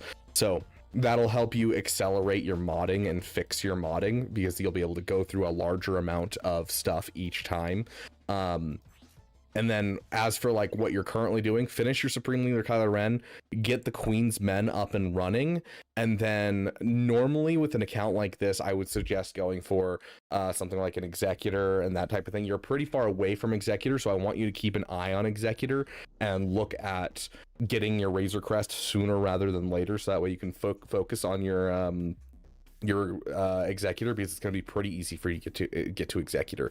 And because of the Lightspeed bundle you bought, it'll be pretty easy once you get the Fury class Interceptor to go for Leviathan, as well as with the Lightspeed tokens and what I'm going to suggest next. It's going to be pretty easy for you to get Profundity, so you can actually dominate pretty well with this account if you get your Supreme Leader Kylo Ren done and then head into Leia, because you already have a lot of the characters started for Leia. You already have the Drogon here. You already have the Captain Rex here. You have a droid Lightspeed token that I'm assuming you haven't spent yet. And since you have the Fury class Interceptor, you don't have the Fury class Interceptor, so there's not really a reason to push for Leviathan immediately.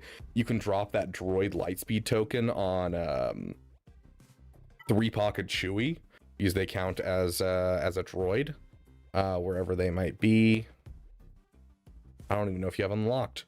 And then you'll have a 3-pocket Chewie up and running, and you can start pushing towards Leia, and then you can go from Leia into like Profundity, or Leia into Jabba, and then Profundity. Jabba is one of the best things you can do for your mods in your account. The Rebel Trinity are all completely connected, so it's super easy to go from one to another, especially with the current Lightspeed token economy.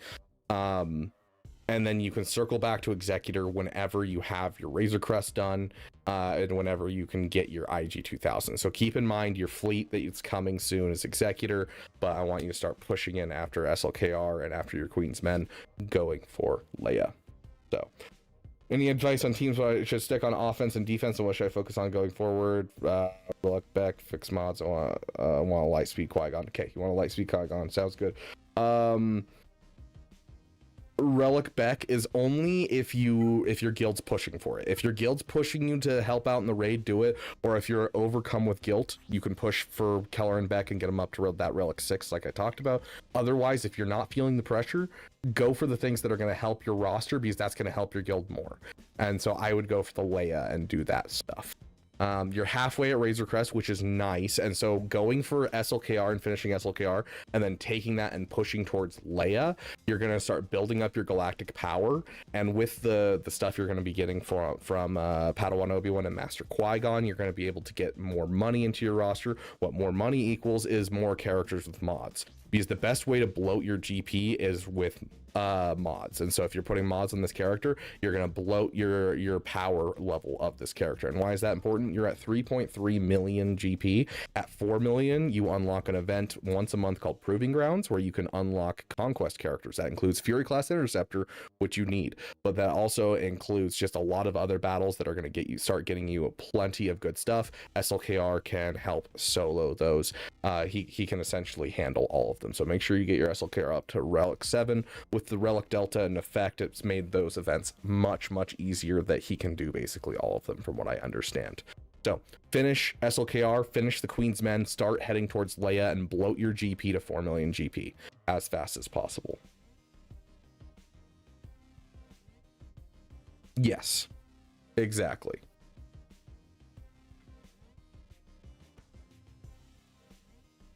Yep, and then from Leia, it opens up the entire Rebel Trinity and the Profundity, because the Profundity is connected, because it's also all Rebel ships and everything like that. You have the Home 1 fleet that you can build out of your stuff that you're going to get for JML and for Profundity.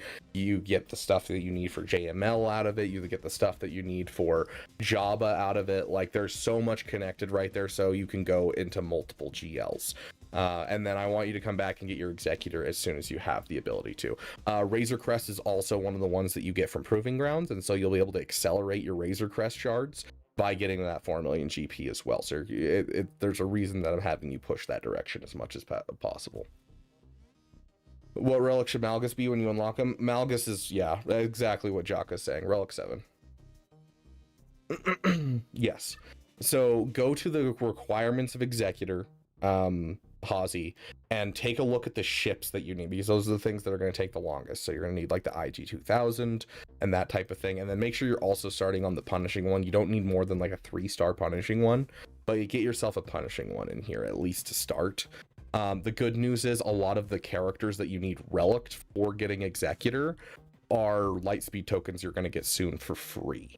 So don't necessarily focus on the characters getting them up for the Executor, but at least focus on getting yourselves the ships, so that way you can be prepped to jump right into it, because you're already fairly close on it.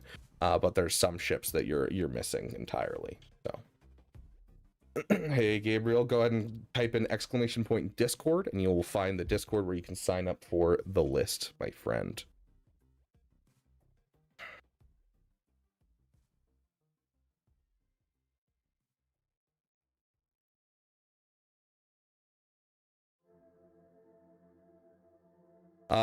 As soon as you get Fury class Interceptor, go for Leviathan. But I do want you to keep in mind, as a player who spends some money, it looks like, it might be worth your wallet to go in for a 7-star Leviathan, because it's the best ship in the game right now.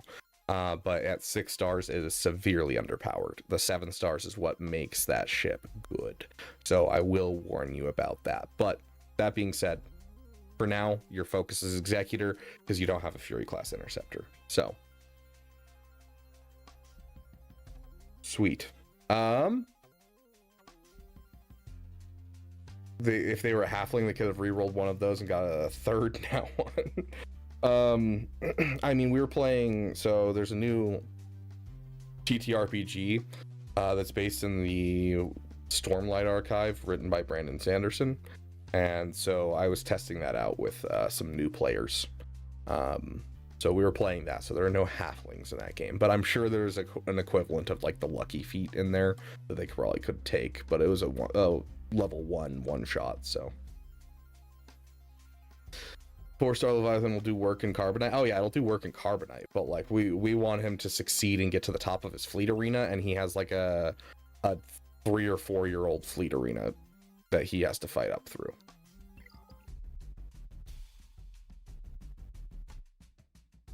How do you normally use Lord Vader in GAC? Often I use him as a defensive powerhouse, but occasionally I'll bring him on offense as like my free, hey, you can kill anything kind of team.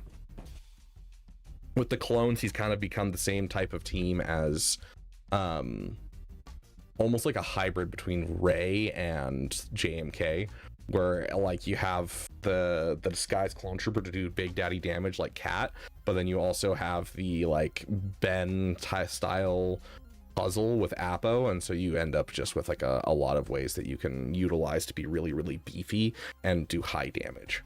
So he's kind of become like a all-purpose multi-tool on offense as well.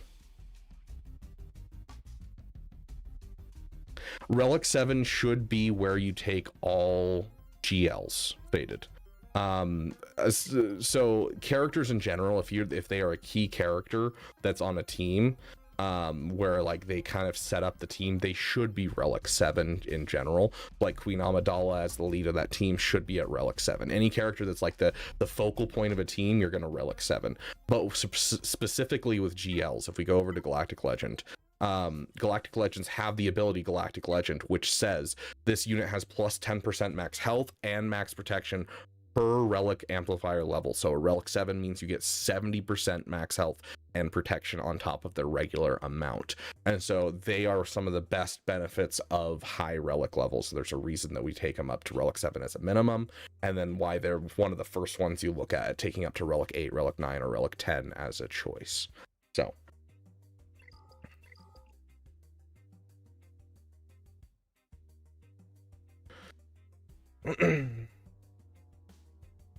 I always find it crazy how the version of you that I watched yesterday is a different version of you that I'm watching now, Pog. I'm so confused.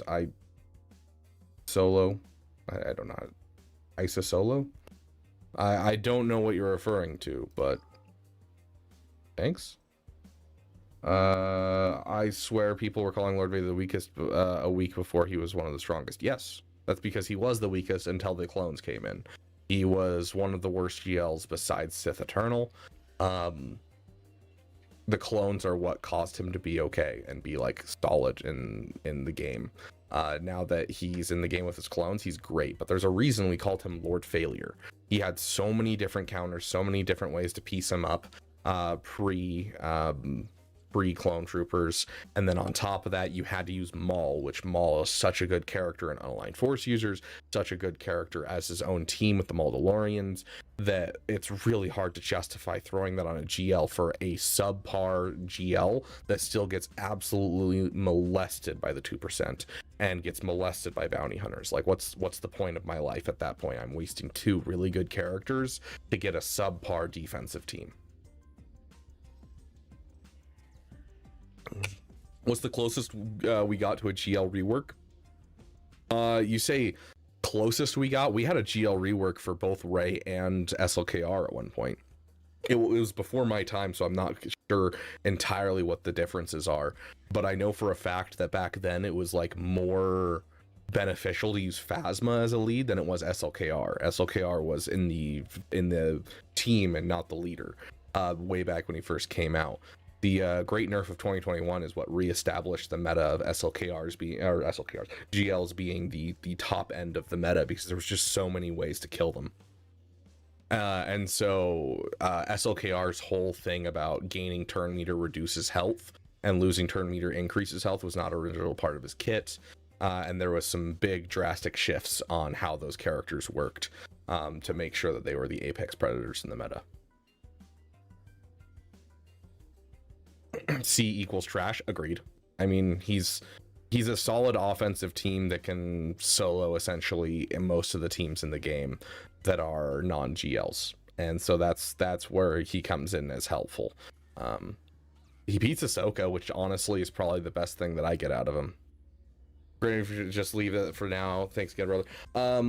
SLKR should be on your defense, and you should be using everything else on offense to try and get through your opponents, to be able to make sure that, you know, you're basically making your defense as hard as possible. That being said, SLKR is worthless on defense if you don't also use Hux on defense, so make sure he has Hux with him. And so use that as your focal point of, this is the focal point of my defense and the rest of my defense sucks, and so just throw that on defense and bring everything else on offense to try and get through your opponent.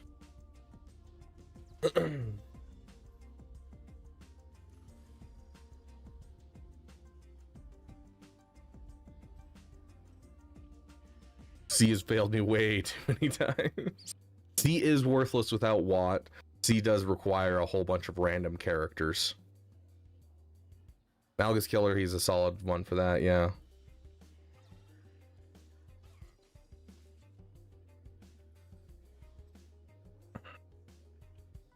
I've seen Balin die to Malgus a couple times. I don't know how I feel about that one, but to be fair, my Balin team is a little deficient on mods. Yeah, no problem, Hazy. Lesser Relic 10 lay yesterday. Ooh, that's rough.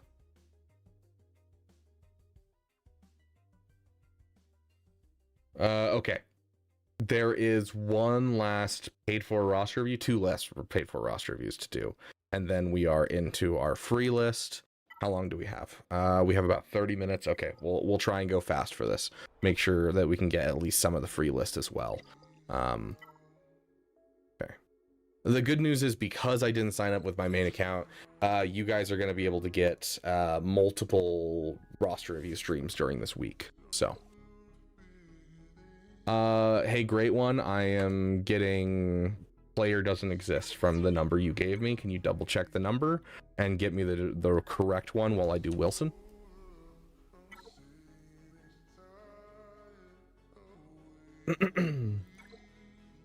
Okay. What's your mod score sitting at the moment on my main account or this account? I asked that like I know either of them. I don't know offhand what either of them are, Pigster. Not a bad account for under 3.5 mil. I would say that I've seen accounts much better than where you're at 3.5 mil area. I don't think you necessarily have a bad start, and I think that you have a lot of potential and a lot of ways that you can go, especially with what you've purchased and everything like that. The SLKR was a good start from back when you were previously farming. It's less of a good start nowadays, but he's still one of the best GLs offensively and defensively, especially now with the Dark Side Ray being added with defensively. Regardless, I don't think it's a bad account. Like, I've had accounts come in with like 3, 4, 5, 6 million GP and have seriously been like, you might want to start a new account. I think your account has enough in it that it's not worth starting a new account. I think you fully have all the potential that you need. You just need to start working on some stuff, and I think you'll do great.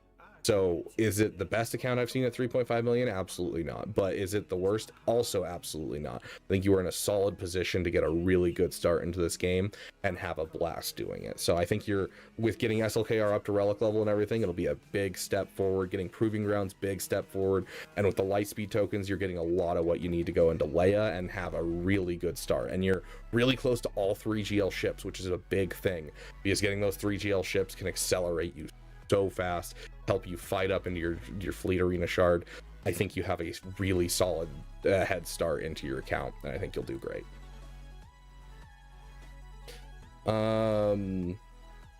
Love the joke that sees the current lifter is his life support system's not paying. Yep. Steve kills JML, Ray without Ezra. That's the thing, is I don't see Ray without Ezra very often.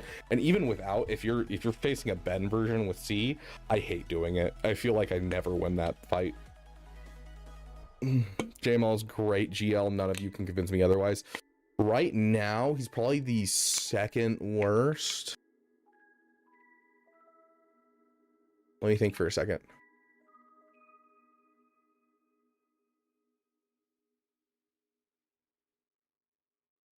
Yeah, I think he's the second worst. But the difference between the worst and the second worst is a large gap. I will still take a JML every time over a Sith Eternal. And he still has a lot of value, and he has a great kit. I just think that going forward, especially as we're going to drop Jedi Knight Revan out of the team to the Satil Shan team, we're going to be looking at a severe drop in his power level.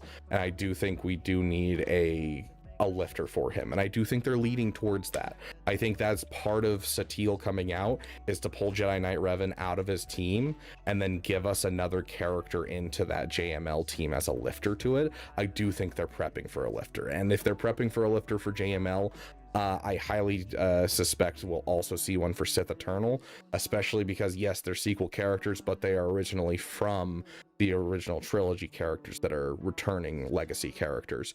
So with the 50-year anniversary of Episode 4 next year, I have zero doubts that we're going to see a lifter for both of those characters because they are legacy characters coming into the sequels. Okay, who do we have right now? Sorry, I'm kind of jumping around. Wilson, right? Wilson, I think that was his name. Yeah, Wilson Young.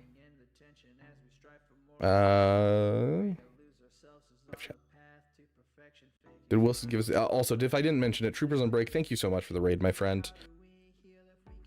Hondo Onaka, welcoming you. Next step in modding advice, be Beaver appreciated. Dam. Okay, sounds good, Wilson. Let me close my door real quick. One of my roommates just got home, so don't want to be yelling into the hallway.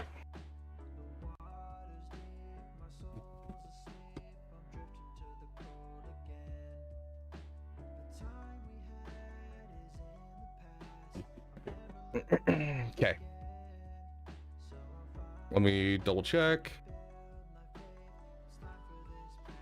May the force be with you as well, Hawsey. Yes, Gabriel, if you send $5, you will be a priority, and we'll put you on the list regardless of the fact if I have time or not. I will make time for you. DC hits hard with JML. Oh yeah, 100%. Especially JKCK in the form where he goes into like the whole General Grievous form. he can just one tap people under JML, which is super, super nice. The problem is you're also giving turn meter to him when you call him to assist, so he pops out of that form very, very quickly, so you have to be very careful. Anyways.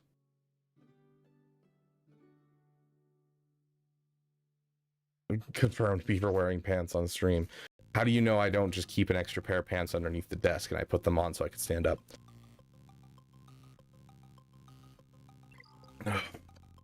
Beautiful Luke. Would you say SLKR is still a top 3 GL?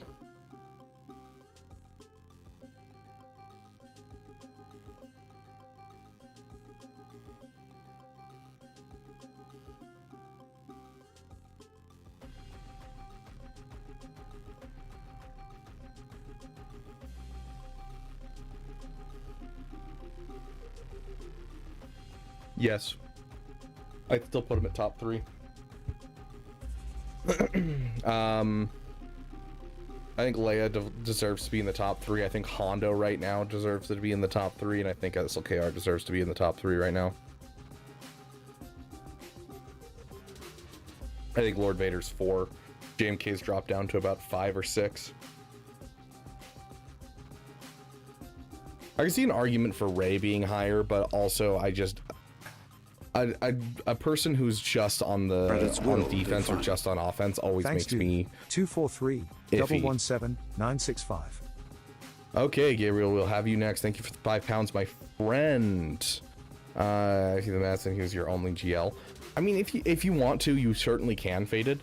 I don't think it's a bad thing. Relic 10 is really something that's like a more of a question of who do you enjoy and want to slap people around with, is kind of what you're looking at with Relic 10, because it's not hugely impactful, but it does up your Relic Delta, and that's kind of the biggest thing that it does. Like Rey is a great proponent because if you like getting defensive holds, Rey is really annoying on defense already, and so the Relic 10 does do some good stuff, but yeah.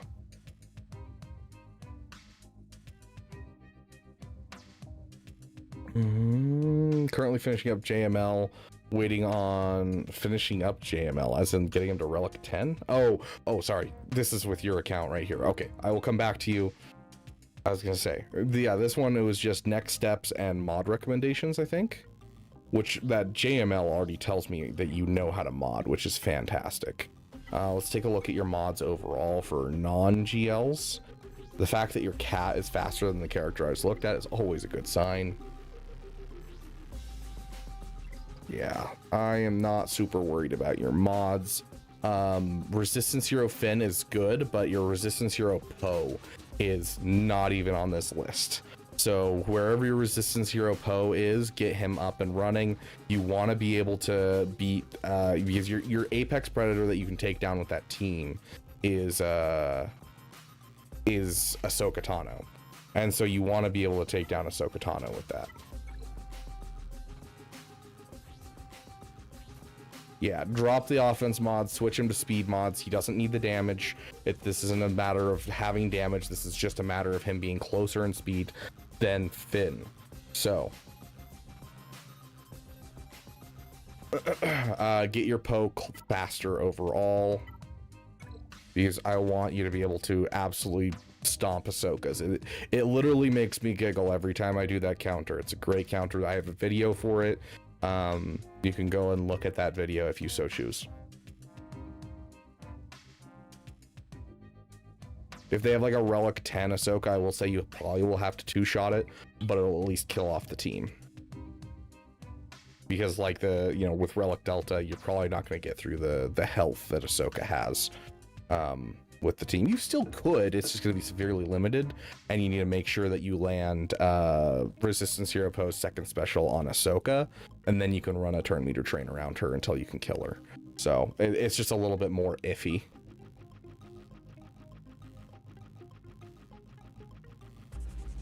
Ahsoka Solo, isn't she higher with Ezra?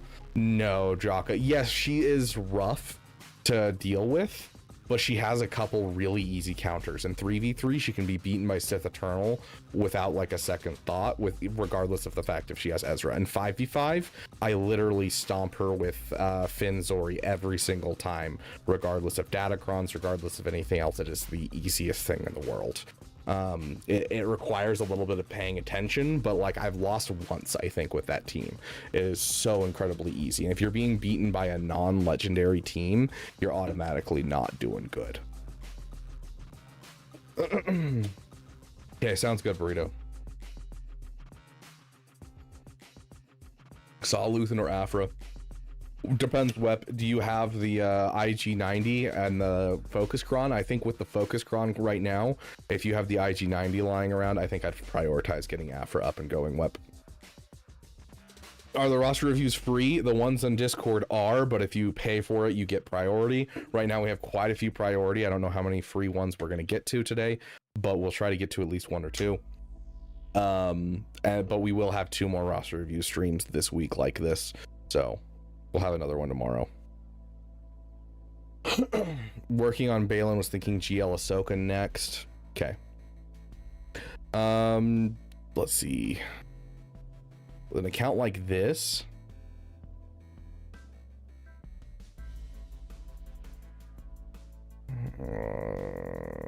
okay.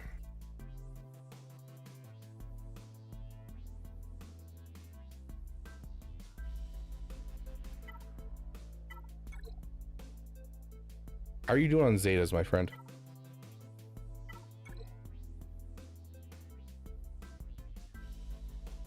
Hello there. Welcome to the Beaver Dam, whoever that is. Jaka, welcome to the Beaver Dam. Thank you for subscribing, my friend. This is the type of account I see in Chromium. This is a Kyber? Yeah. Very broke, Wilson. Okay. So what I'm going to tell you is very pertinent then. Okay.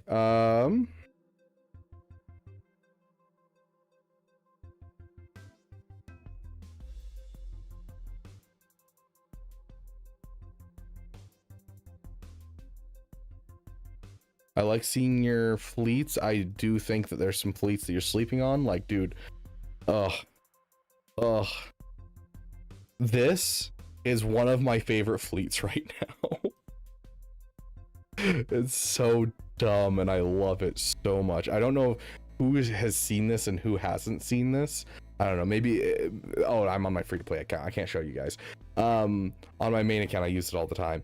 The Radis fleet using Emperor's Shuttle and TIE Bomber can beat Profundity, and it is hilarious. It is my favorite Profundity battle to do right now. So that's one that I definitely think you should make sure you finish, is your Emperor's Shuttle and your you finishing your Radis fleet. I love that fleet. But in general, what I'm seeing out of this roster is a really good roster, really well rounded. You have some like modding things that could be fixed, like characters that need to go in a certain way. Like we'll check, because you have Mommy Mandalore as well. Let's check your Mommy Mandalore. Bo-Katan. I'm not seeing him close. Is he above? I'm not seeing him. Yeah, that right there. So you want this guy right here to be slightly faster than your Bo-Katan. With the Resistance Zero Finn and the Resistance Zero Poe, you want them within 30 speed of each other, and you want them both over 300 speed. So you've got some like pairings of different characters that need some work in here. Like you have one really good character on a team, but then like the other piece of that team is not quite there. You know, you have a good IG-12 and Grogu, but your Bo-Katan and Bam should have a different thing, because if you have your Bam slightly faster, Bam hits his Whistling Birds, and then Bo-Katan jumps in with her mass assist that instantly gives a bonus turn to Bam. He instantly uses his birds. you know, be able to get that in to make things more stable in certain battles. Then you also have the one, because you're passing turn meter between them, you're swapping turn meter between resistance 0 Finn and resistance 0 Poe. If Poe is slow, you're significantly slowing down your Finn, and so the start of your team can end up falling apart because everyone else is on the enemy team is going to go before your resistance hero Finn goes again and is able to get your guys' turn meter train started on that team. So you have some great things. You have some connections that could use some work in modding wise, but one of the biggest things that I'm seeing immediately is this right here. You're at Kyber 3. I think one of the biggest things that you could do for your account, you're already started doing it. I'm seeing like a Relic 7 Jedi Knight Revan and that kind of thing, which is good, but I'm seeing like a Relic 5 Bosch Leia. You know, your Great Mothers are going to be finished down the road, but like your Nihilus isn't done, your Traya isn't done. These are characters that can do some serious stuff and against some serious teams. You have a Hux at Relic 5, needs at least Relic 6 right now because of Relic Delta. You know, Mara Jade's another one. Savaja Press especially isn't at Relic 7. You have some characters that are being heavily affected by Relic Delta in current times and could use some work. Another one, do you even have her done? I'm not seeing her offhand. Yeah, Marin right here. This Relic 7 Marin, if you Relic 7 your Marin, basically your Night Sisters are still going to do everything they were doing beforehand and more. They'll still kill Jabba because you want these guys to die off and you want Marin to be alive. And so honestly, you're doing more for your team, plus getting your Marin to Relic 7 is also a great option in your Great Mothers team to make a super Great Mothers team, which has beaten me a couple different things recently and having to utilize them with Great Mothers. So I think taking care of your Relic Delta a little bit more and working on some of your ships is going to give you some time to be able to circle back to these farms that you're talking about that require Zetas, because you're just working on some Relic levels that are definitely needed in your roster. Like a Relic or a Gear 13 Third Sister hurts my soul. And that I'm guessing your Inquisitors across the board are that way, considering I'm seeing a 7th Sister right here. So you could be having a full team right there, but you need that Relic 5 to Relic 7, probably Relic 7 nowadays, regardless of the fact that you mooched off of your guild. So I think focusing on your Relic Delta a bit will give you the opportunity to build up some Zetas and prepare to go into Balin, because Balin without Zetas and Great Mothers without Zetas, you're looking at a severely undervalued team. So I want you to slow down. I want you to finish some farms, go for some side projects where you're just upping some Relic levels to make some of your teams start working again. So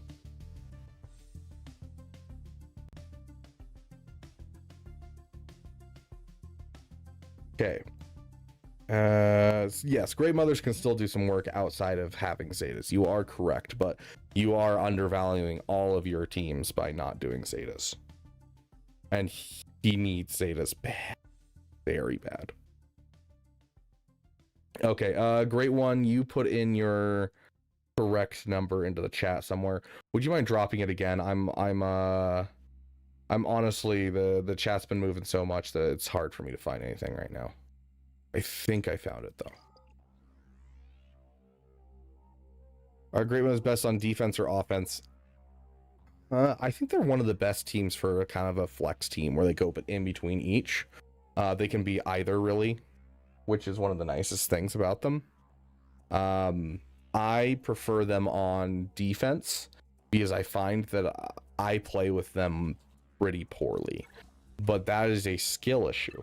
So Great One left already. Oh, how dare he? Well, we will come back around to his stuff then.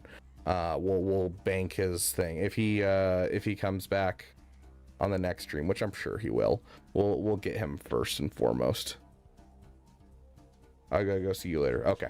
Yeah, he had to get going, so we won't do it while he's gone, but we'll do it on the next stream. He'll probably be around for the next stream, so I'll ping him on the next stream and make sure we get to him. Okay, our last paid for roster review is Gabriel. Gabriel over here is going to bring good tidings of great joy. This is going to be a great roster, right? Right? Okay, Bronzium 4. You said currently finishing up Jedi Master Luke, waiting on light side currency. Okay. Are you doing the whole shard shop thing? Because you should be. Saving up all your shard shop currency so that way you can easily get GLs done.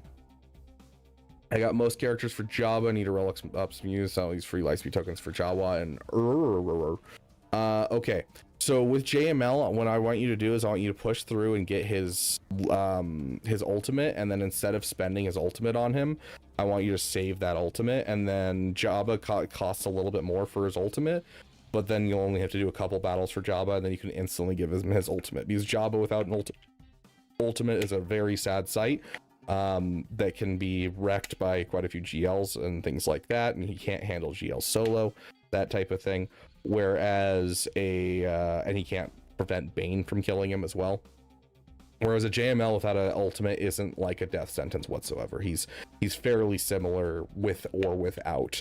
In fact, there are certain battles where he can't actually hit his ultimate because of the way that the enemy's kits are, and so you just end up never using his ultimate. So I would highly suggest saving the ultimate mats from JML and using them on Java, and then once you finish Java, you can spend the Java ultimate mats on JML.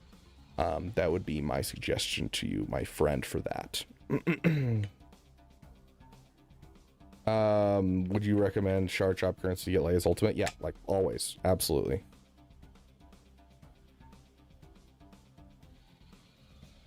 You just have the green screen tied around your waist like a kilt? No, it's just Mara keeps she was over here laying next to me, and I'm like right on the edge of my green screen over on this side, and so she kept like shifting and moving the green screen and kept having to move it back because she likes to be next to me, and so she has like a little blanket right here next to me, but like I'm in a corner. I need to kind of rearrange my stuff a little bit here soon just to make sure that I'm in a good spot for my setup, because we have a new setup that we put together probably, I don't know, a month ago, and I really haven't edited it since.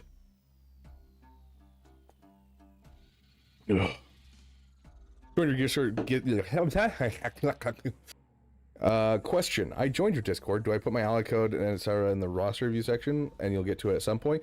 So the way that we do it, Jacob, typically is we do first come first serve out of the roster review queue, but then we jump away from the roster review queue to do paid for roster reviews, and then come back and we just work top to bottom. Each time I do one, I delete it out of the queue, so we'll always be at the top of the roster review list from when I put the message in roster reviews live. Now that being said, today has been all paid for roster reviews lately.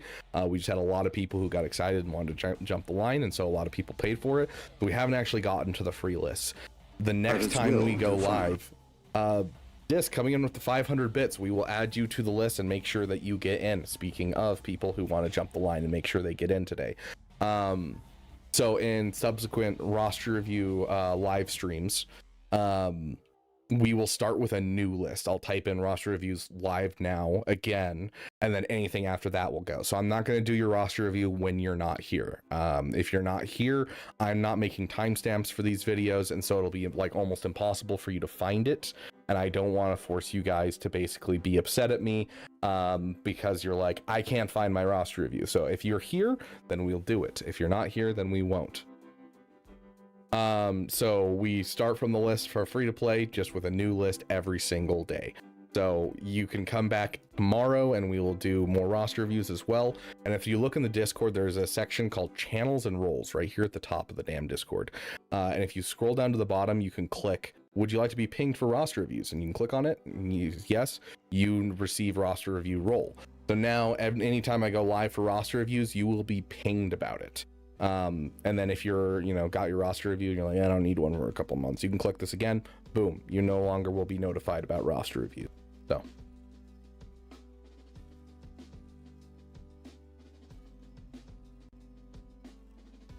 I don't want to have to put in any extra work because I don't have time for it, and I don't want you guys to put in any extra work because you don't have time for it. I'm not going to make you do a scavenger hunt, and I'm not going to go through and try to find some way that I can make sure that you know exactly when your roster review is if you aren't here.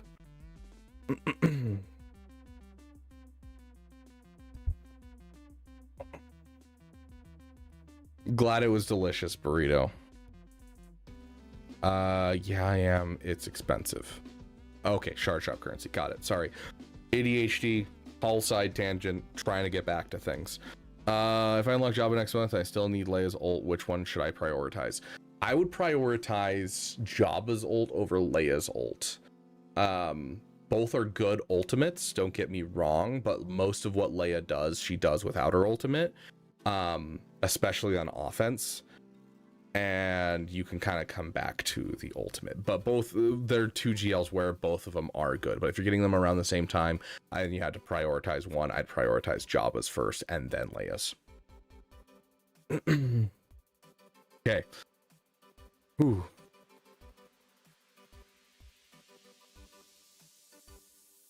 We're on Gabriel. Gabriel's doing JML. Got the characters for Jabba. He's going for a with Lightspeed tokens. We've told him the strat with JML.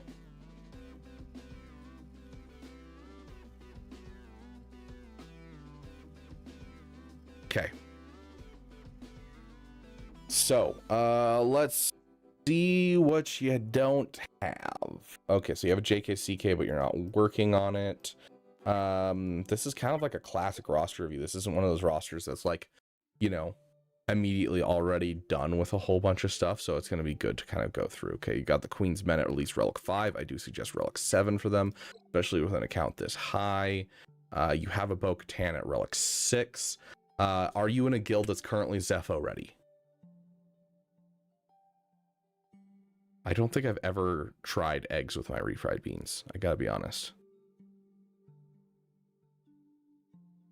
You are not. I would suggest getting your Bo-Katan Mandalore up to Relic 7 and then telling a guild, going through and trying to find a guild and telling the guild, hey, I am able to get, oh, let's double check before I make a claim that's not true. Where's your order 66? Yeah.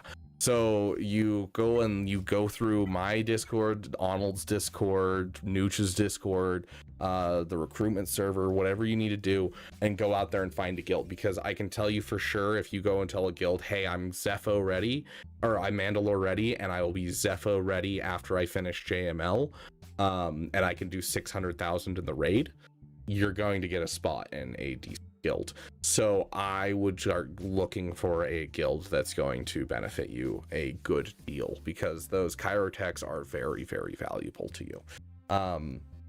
I appreciate that you have the Queen's Men. I do think they should be Relic 7, but yeah, your value farms are lacking a little bit. You know, we don't have Zepho ready, we don't have Mandalore ready, you don't have a Jabba yet. You are getting JML, which means Jabba's pretty close afterwards, and we've already talked about that, so that's solid. So you're going for that value farm, but I want you to get as much as you can. You just rush Bo-Katan for fun. That's great. Bo-Katan is fantastic. There's a, gosh, hold on. We talk about being part of the 2% here on the channel. I love Bo-Katan. She was one of my first passion projects on the channel, actually. I don't know, like 70% are like super excited about Bo. You guys hear that? You got 10% that are I think you guys can hear that. Hold on. Thing. Yeah, I'm almost positive you guys can't hear that. You can't hear that, right?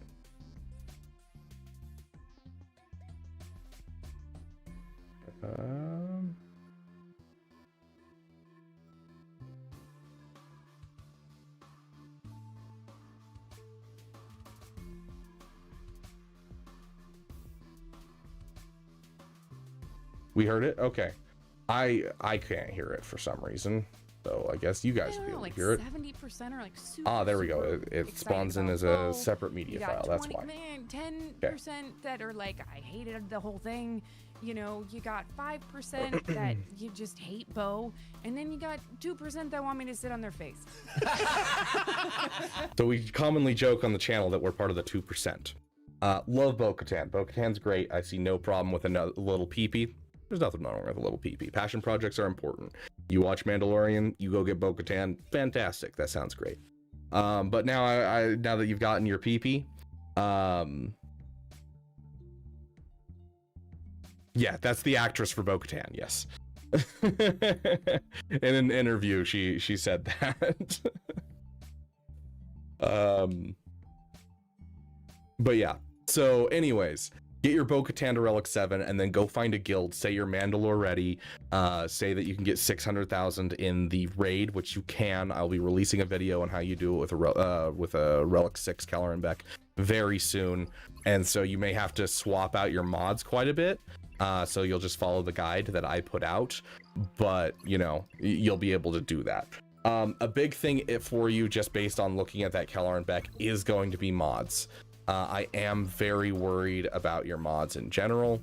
You do not have good mods, and so watch that video that I sent to the other guy. If you didn't see it pop up, that's not what I wanted. Let me grab the link again for you, and you can take a look at it. It'll just go over basics of how to farm mods, how to not take them too far, and what you're looking for. Very, very basic video. It's one of my OG videos from when I first started making content. Go watch that. That should help you get to a good spot with your mods. Yeah, no, that's totally fine, Gabriel. I fully understand how you know, mods can be really confusing, but if you master mods, it is the difference between a 5 out of 10 account and a 10 out of 10 account. Go figure out your mods, and that's one of the most important things. So that video should help a lot. And if you have any questions after you finish the video, feel free to come back in a live stream and ask your questions, and I will answer any questions that you happen to have. That video should give you a super base level, not super complex. Here's how you should be farming mods. So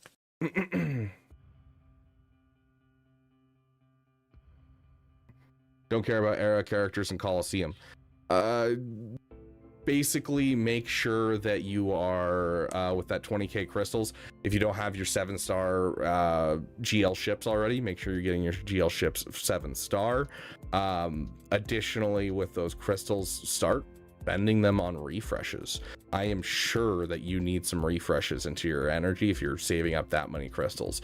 So start triple refreshing your mod energy, and especially right now, triple refreshing your Cantina energy is vitally important, because Relic Delta is a nightmare for PvP. So most accounts that are at the point where they'd have 20k crystals, if you're not spending money, you're going to want to up your Relic Delta on your characters. You want to make sure you mitigate that and have good Relic levels on your characters. So please go and spend on that Cantina refreshes. Anyways, getting back to you, Gabriel. So I think you're on the right path. I do think that you should take a moment, get your Master Qui-Gon, get your Padawan Obi-Wan up, get your Bo-Katan up to Relic 7, and find a new guild that's going to help you out. And then at that point, you should be pushing for, as you're doing JML, pushing for Jabba. After that, it's really something of just sticking to the Rebel Trinity and making sure you finish out like Leia and that kind of thing. You have the start towards an Executor, but no Executor in your roster. What are we missing to get Executor? TIE Bomber. TIE Bomber's missing. And IG 2000's missing. Am I seeing that right? Yeah, it's missing its last star. So you're very close to an Executor. So it'd probably be like a JML and then Executor, or JML Jabba Executor, just depending on how long it takes to get the TIE Bomber. TIE Bomber takes about 3 months from where you're at, so you should be farming it actively as you go for Jabba, because you need a GL ship. So I do think that after you get Jabba, you should be going for at least Executor, if not Profundity as well, because going for Profundity will also give you the time to build up Zetas, so that way you can jump into Leia, because I'm sure you're going to start having a Zeta crunch as you get into having 2 new GL teams at the same time. So keep that in mind, though. Going for those fleets is not only going to benefit your GAC, but it's also going to just benefit your overall roster, and making sure that you have enough Zetas for other things. But yeah, hopefully that helps, my friend. Feel free to come back for another one if you ever get confused or you need help or anything like that. But once again, I think one of the biggest things, you're at a spot with your roster where you could be in a really good guild, because you went for Bo-Katan as a passion project. You could get yourself into a good guild, and they can help you out a ton in pushing yourself forward with Kyrotech and that type of thing. From here, finishing up a couple value farms, and then you're going to be well set up. Once you have some value farms, a GL ship, you're going to be well set up for the rest of your roster. Okay, Disc. Abdow, unfortunately, we're running out of time. I was hoping to do some free roster reviews today, but we were supposed to get off 2 minutes ago, and I've got one more paid for roster review over on Twitch. So the only way I will do any more roster reviews today is if someone donates or buys a $10 membership, then we'll do a roster review for them. But otherwise, we're going to call it here, and we'll have another roster review stream tomorrow evening. Around this time, actually, is when we'll probably start. Tomorrow evening, and we'll do our free-to-play GAC, and then some roster reviews. Obviously, you know, we don't have our main account right now, which is causing us to have plenty of time to do roster reviews, so it's pretty great. You too, Abdow. What's it looking like signing up for roster reviews? We've got a huge list and haven't gotten to a single one of them, unfortunately, Ryan. It's what happens when we don't do roster reviews for a long time. A lot of people want to jump in and be able to get in, and I totally get it. This isn't Disc. This is the same one, isn't it? Nope. This is a separate person that also has a Relic 10 SLKR and no other GL. That confused the crap out of me for a second. Already promised that one to Great One. Dank Ideals, Mike is doing great. Thanks for asking. Fun fact, I actually know someone whose name is Michael Hawks. Goes by Mike. Speaking of Mike's testes. So unfortunate. I don't know why he goes by Mike and introduces himself that way.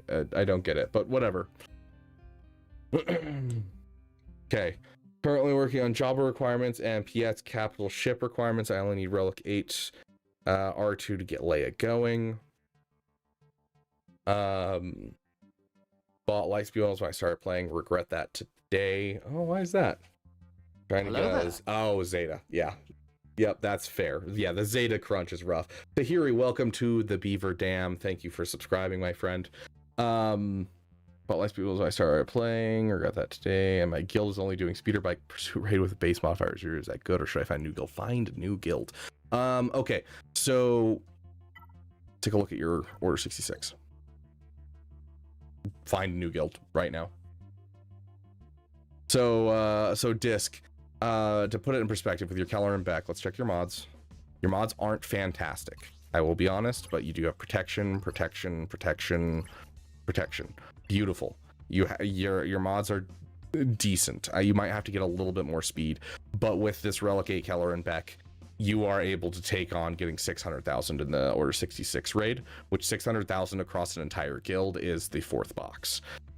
So regardless of the fact that you don't have any other teams, you should be able to find a good guild that is doing the Order 66 raid. And honestly, at this point, every guild should be doing an Order 66 raid. As soon as the next raid goes on and this free to play, I will make a guide. I just didn't end up having time. I actually didn't even have time to play the raid. Last time it came around, I actually missed my raid rewards in the free to play, which hurt a lot. But yeah, it's super easy to do. I will do a guide for it. It'll be out there within a week. So keep an eye out. We'll have a guide for the Order 66 raid with a Relic 6 Keller and Beck.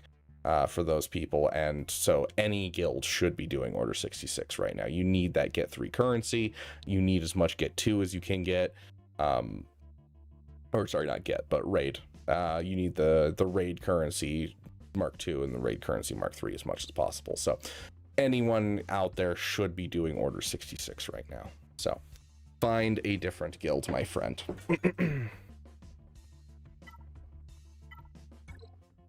You know, he goes by Mike, we all know.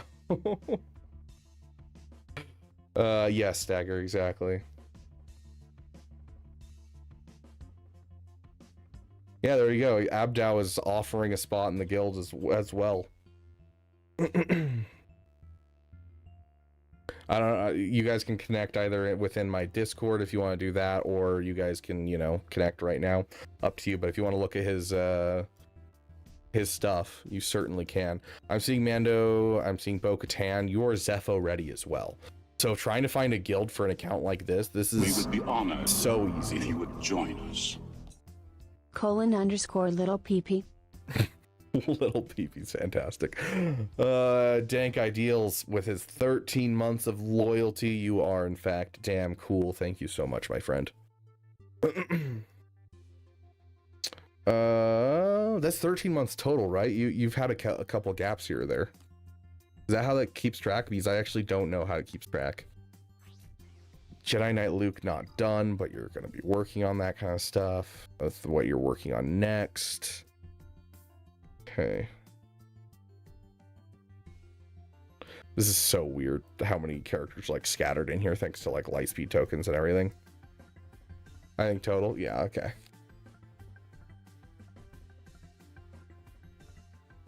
I'll be doing Beck 900k solo for the first time next year, Corey, if you wanted to have that as well. Yeah, Grax, that would be fantastic, honestly. If anyone has footage of that, DM me and I will use it in that video to show off, because I know Relic 8, I believe it's Relic 8, not Relic 9. I believe Relic 8 can do the do 900k as well. I believe it's Relic 6 for 600k, and then 900k gets you at a Relic 8. So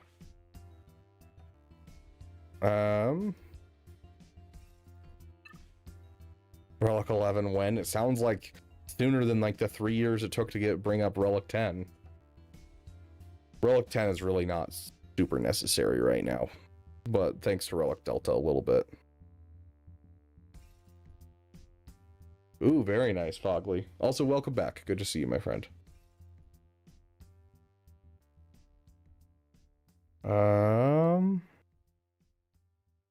Hey, I don't know how to pronounce the name. Anariadin. Good to see you, my friend. Okay, let's see. Honestly, a lot of what I'm going to suggest to you is the exact same I suggested to the last person. I'm going to be honest. Disc, I hope you were kind of paying attention during that last one, because a lot of this is like what I'd already suggested to the other person. You have the ability to get 600k in the raid, 900k if you have good mods, but right now you don't have the best mods, so probably not. But you can at least get 600k, so you can be in a guild that's doing Order 66. You have Zepho ready, so that, or Mandalore ready, and so you can get into a guild that's Mandalore ready right now, as long as you tell them, hey, I will get JKCK down the road. They'll probably be fine with it. And you know, when it comes to JKCK, as soon as you finish what you're currently working on, you can circle back around to JML and then have JKCK with them, and so then you'd have a good team there. So a lot of what I said to the last person, I think you will benefit from as well. It's the exact kind of stuff that I'm looking at, which you're already mentioning that you're looking at Executor. So it sounds like you have a better grasp of like what you need to work on, which is great, because it sounds like you already have those first opening steps being looked at. One thing that I will say is you're looking at a Padawan Obi-Wan and a Master Qui-Gon that are not finished. This is a Cantina farm. You need them both at 7 stars to be able to start getting the mod materials level of their event. The credits are super helpful as well, so if you can get them to Relic 5, great, but in general, at least get yourself the 7-star one, where you just need them both 7 stars, and then you need to complete it once, then you can just sim all of those ones, and that'll get you some extra mod materials on top of what you're going to get from Smuggler's Run 2 with Jabba. So I do highly suggest going and getting this value farm. If you can bring them up higher, great. Gives you some great materials overall for every tier, and you'll never run out of credits again in your account, which means you can go and be very stingy with your mods. You can go and delete mods that don't have speed. You can go through mods very quickly and get as many ones with high speed as possible. So I do highly suggest going and finishing your Queen's Men. Relic Delta, positive or negative? I think that it's negative for mid-game players, positive for end-game players, and still not true. It's roughest, it's weirdly enough, it is roughest on the mid to end-game players, because those who are fighting up via skill are screwed. Those who are in the mid game are also screwed, because they have to completely reevaluate the rosters. Everyone's been trimming the fat. They've always been super efficient with their roster, and all of a sudden their roster is now devalued because of that. Whereas on my free-to-play account, it's doing wonders for me. I'm doing all kinds of nonsense. Today I took out a set of Gear 12 Geos with a Relic 7 Nisa by herself and soloed it. Felt really good. And so when you build into Relic Delta from an account that's basic, it feels really good. Endgame accounts are obviously going to feel really good because they have like Relic 8 everything anyways, but I think the mid game is kind of the thing that's most affected right now. But as things equal out, I think it'll be overall kind of a net positive, honestly. It makes all of the PvE modes much easier. Proving Grounds is easier. GL events, you know, legendary events, all of them are like, if you can't do it, you can technically just relic up things and it'll actually matter because of relic delta. And so, like, if you're struggling, you can just relic up high.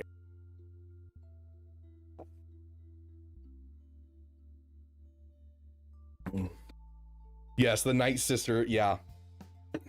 The Night Sister battle was hilarious. Let me pull it up for you real quick, Dank. Just while I have you here.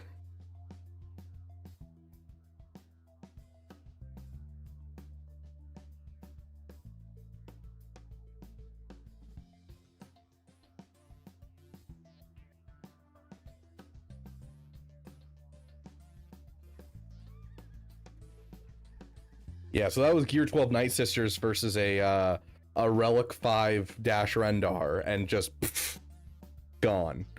Beautiful, absolutely beautiful. So, Relic Delta, it has its positives and negatives. I think after time passes, and if you focus on the Relic Delta, like my main account has done, it doesn't feel too bad, and you also get some perks out of it.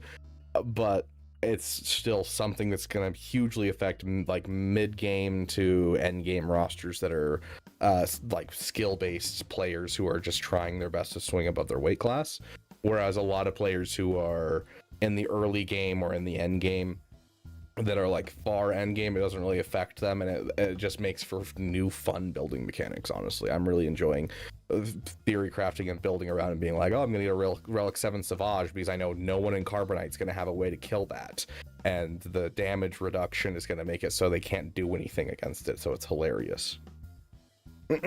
So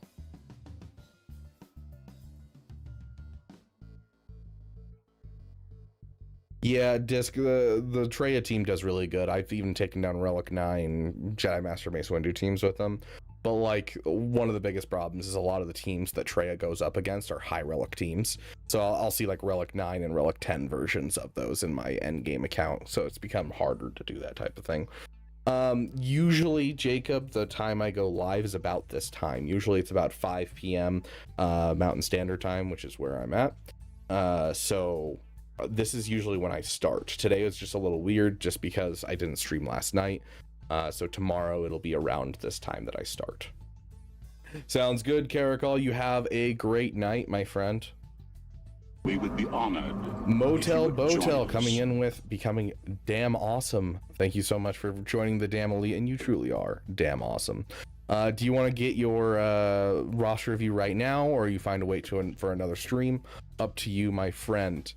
Okay,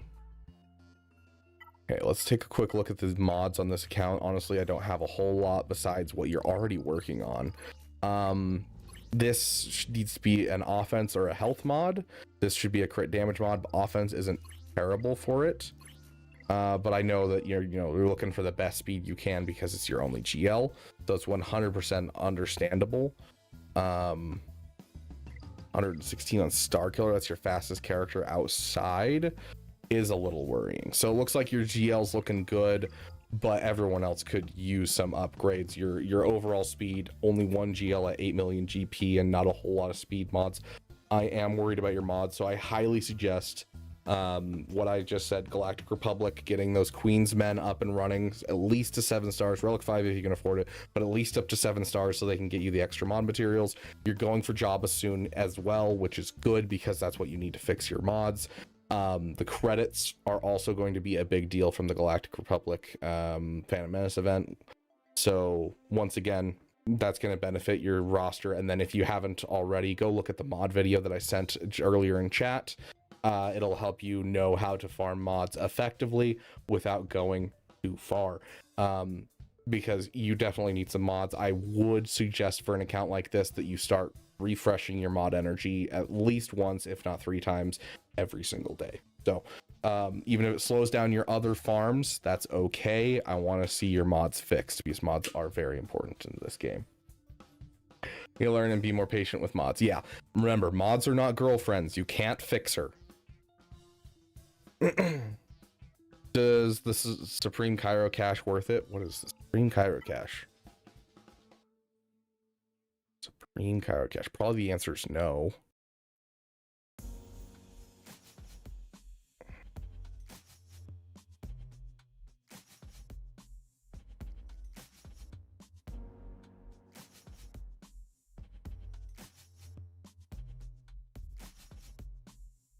I'm not seeing a Supreme Cairo Cache in the store. Am I the blind one here? Left side? So I am the blind one. Supreme Cairo Cache. Supreme Cairo Cache. 1,500 crystals. What is the base level like? Yeah, should be security massive quantities of guaranteed Cairo plus 40. Mark some cash.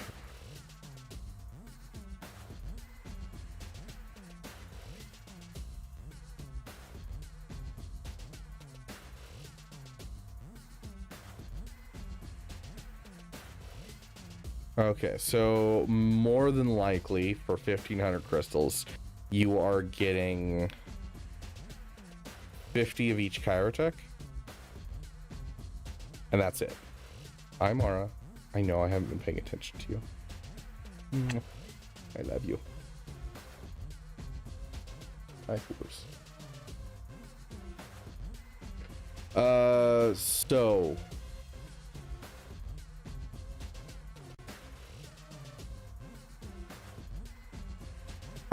yeah, and so these are all gamble. The only thing guaranteed is this right here. Technically, overall, Chirotech is 700 per 50. So essentially, you have a, if you're looking at this just from a base level of Chirotech standards, you have a 40% win, a 40% chance of getting less value than the pack is worth. And then you have a 60% chance of getting more than the value is worth. So the answer is it really just depends on whether or not you're willing to gamble 60, because you're not quite getting enough to justify this, because these are, if I recall, 700 per 50 for crystals. Is that right? Or is it 1,400 per 50? I don't know. I haven't bought crystals with, or I haven't bought Chirotech with crystals in 3 to 5 business years. So, okay. Yeah, it's just the gamble packs that used to come around every once in a while that are the ones that are that low. So it's 1,400 for it. So technically you will always make back what you're getting, but you have a 40% chance of it just being a little bit of Chirotech, essentially. So the answer is yes, it is fully worth it from a crystal standpoint, but I would feel like cheated if I got anything with just the 50 of each Chirotech, because with the random packs that come around every once in a while for Chirotechs, they come around like once every 2 weeks. It's basically the same amount as what you're already looking at getting. So I think that I probably would never purchase this. Yeah, I probably would never purchase this. But you do technically get your at least your crystals worth. Yeah, that's Mara, named after Mara Jade. She's a cuddly poopers. Anytime someone donates 100 bits or donates a dollar, one of those donations where you don't get to send a message with it, we always bring her up and give her a TREAT.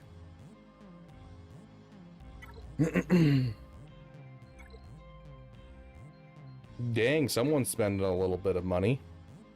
Just a little bit. Okay. Motel, what are you working on? What are we looking at? Did you put anything in the Discord about this?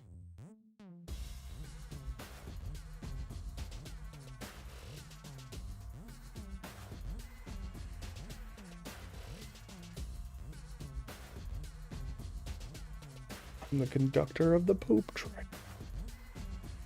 I'm not seeing anything in there. Looked at your account a while ago, took your advice. I would say excellent. I remember exactly, except I don't remember exactly.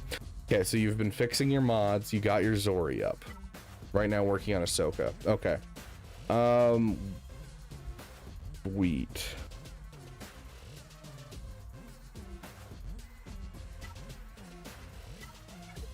One, two, and 3.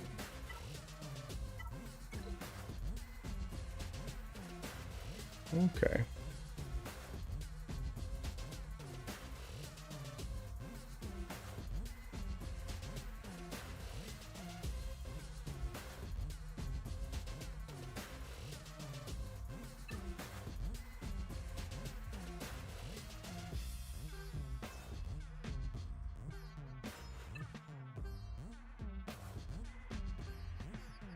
Wait, did you buy? Hold on.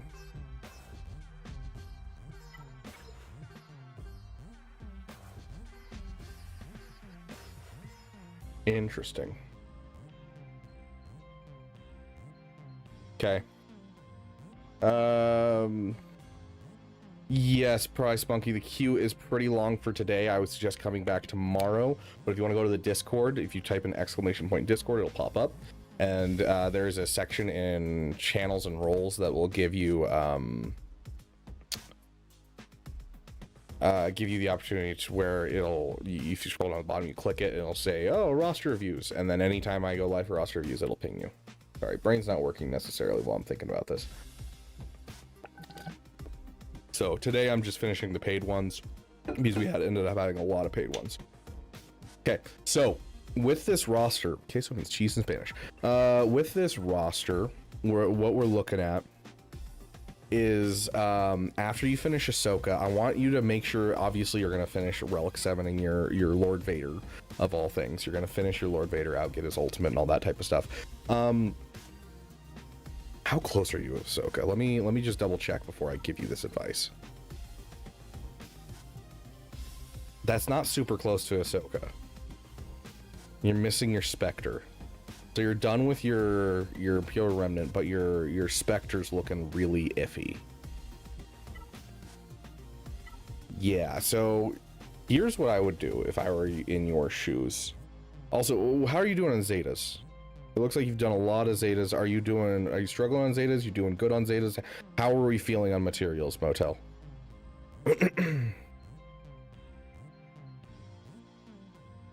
Yeah, around this time tomorrow, we will be having a stream for roster reviews, Prince.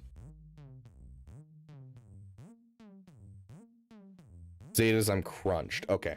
So here's what I would suggest for you, my friend. You just bought yourself a bundle for the Leviathan. You already have the Fury class Interceptor. You're well on your way to getting yourself a Leviathan, one of the best ships in the game. And that'll help you both on GAC as well as making sure it's easy to stay up in #1 and you don't really have to fight up as much in Bleed Arena. And being able to just hold that spot and no one's going to be able to touch you. And keep in mind, you're spending money. I'm sure there's other people that spent money in there. So you're probably going to end up with some Leviathans in there pretty quickly if you haven't already. So getting ahead of the game and getting that Leviathan is going to be very helpful for your account. So you have some Relic Delta to fix, especially with the new characters that you just got. Like we're seeing Luke, Stormtrooper Luke, do some great things in GAC and just in the game in general. We're seeing some good stuff out of some of these new characters. And so you have like a Relic 2 Stormtrooper Luke, I'd suggest taking up. You know, you have a Malgus that should be at Relic 7. Going for Leviathan won't be too far out of your wheelhouse, and going to fix the Relic Delta and going for the Leviathan is going to give you the time to build up some Zetas to do some other things. So I'm the only profundity right now. We'll see how long that lasts. If you're lucky, it won't be too bad. But regardless, the Leviathan is one of the best things in GAC that can help you get holds and keep you going. Like you literally will fly getting a Leviathan into your account, and you'll have no problems getting into a Rhodium. Because people just struggle with the Leviathan even now. It's such a hard thing to do. The counters that are there for it are a pain in the butt to grab. You know, who wants to go for 5s as like a character for that fleet? It's just so much of it is out of the way to try and take down the Leviathan. You're either using a GL ship, and even then the GL ship counters are like not amazing. So it's like you using either a niche counter or you're using Leviathan against Leviathan, and then that's that much easier for you to get through their defenses. So I do highly suggest the Leviathan, going through and getting that Leviathan done, getting yourself some relics on some of these characters that are in this area of like Relic 5 and that type of thing, especially those that are part of a GL team. Should definitely get some Relic 6 and Relic 7s. Oh gosh. My throat's starting to die on me. You know, you got Malgus, obviously you're gonna want Relic 7 just for the fleet anyways. You got your Treya team that could use some work. Your Hux could use some work. Marin, you don't have the Zetas to bring up, so I wouldn't worry as much about Marin, but Savage definitely requires a Relic 7. Oh gosh, my throat is starting to kill me. And then, you know, some of these newer characters, specifically Stormtrooper Luke, for sure. If you have an Afra, then like I would suggest, because I'm having a good deal of success with Afra now that IG90's in the game. Doesn't look like I'm seeing an Afra offhand, so I wouldn't worry about that one, but at least the Stormtrooper Luke deserves some work, and trying to get his team up, which I'm sure that you're, oh gosh, my throat is like literally just trying to just throttle me right now.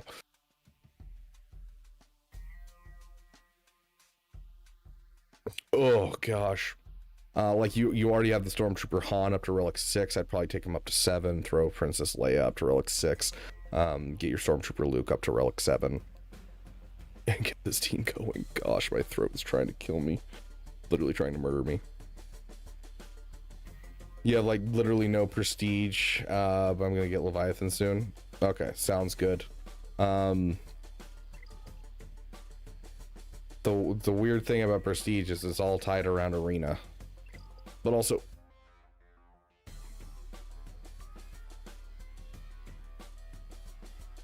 make sure you're utilizing your prestige efficiently.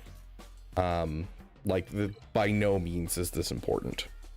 Don't spend anything on this. Don't take it up any farther. You know, there are definitely things that are super helpful, like the Executor's ultimate, absolutely fantastic. This is also solid, getting the full health and protection instead of the half health protection. It's solid, but like I would probably do just the ultimate on this one and then move on to the other fleets. Because like trying to take all of this stuff up is just not super important. Like this one really doesn't need to be leveled up until it's 7-star.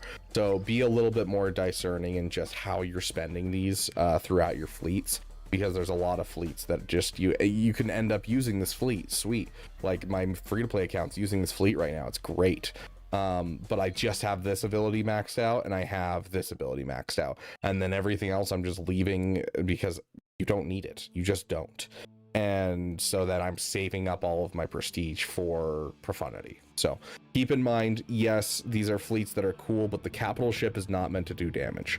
If you are seeing things that are just increasing your damage for upgrading the ability, you are wasting your stuff, because the fleet is not about dealing damage.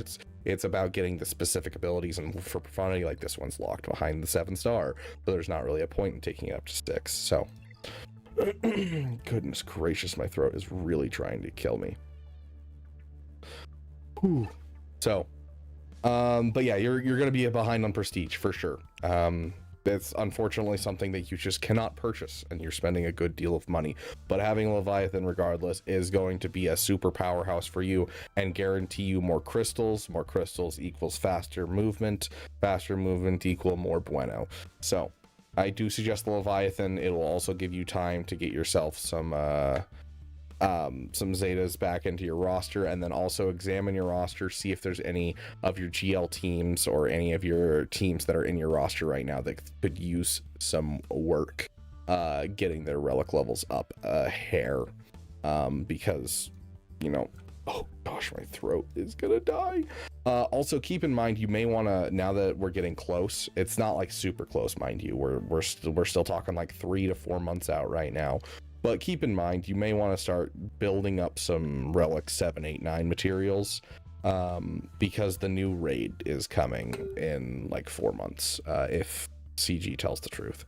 So it might be time to start saving up some materials for the next raid teams as well. Oh gosh. throat is killing me. Oh, quick look at your mods. Kind of curious. As you said, you've been working on them. Buddha full. Yeah, looking some good solid improvements. Almost 300 speed on the General Skywalker. Resistance Hero Poe and Resistance Hero Finn. They're within 30 speed of each other. Looking good. I would want to see them a little bit faster and him a little faster, but otherwise looking solid on your speeds on that. I'm liking it. Master Qui-Gon's a little slow, but I doubt you have Quadme in an account this early. Ugh.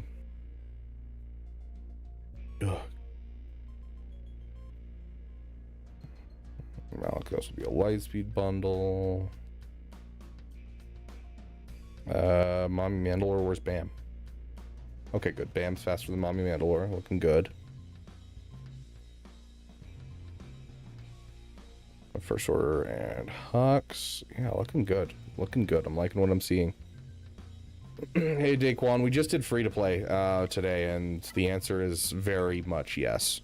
Not only did he not show up, I don't think he could have done anything even if he did show up. We one-shot every single thing. He still had a Savage at Relic 7 to try and get through with a Mara Jade Emperor Palpatine, as well as Yev.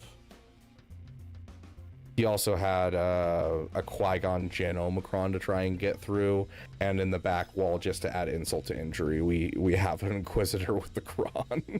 So he was not going to get through it. He really didn't have what was necessary to get through that. Phoenix wouldn't do anything. Jedi Knight Revan, there's no reduction to stats from the Jedi Knight Revan team unless Savage is on Traya, so they wouldn't be able to get through it. He genuinely didn't have anything that would be able to get through the Savage team, so.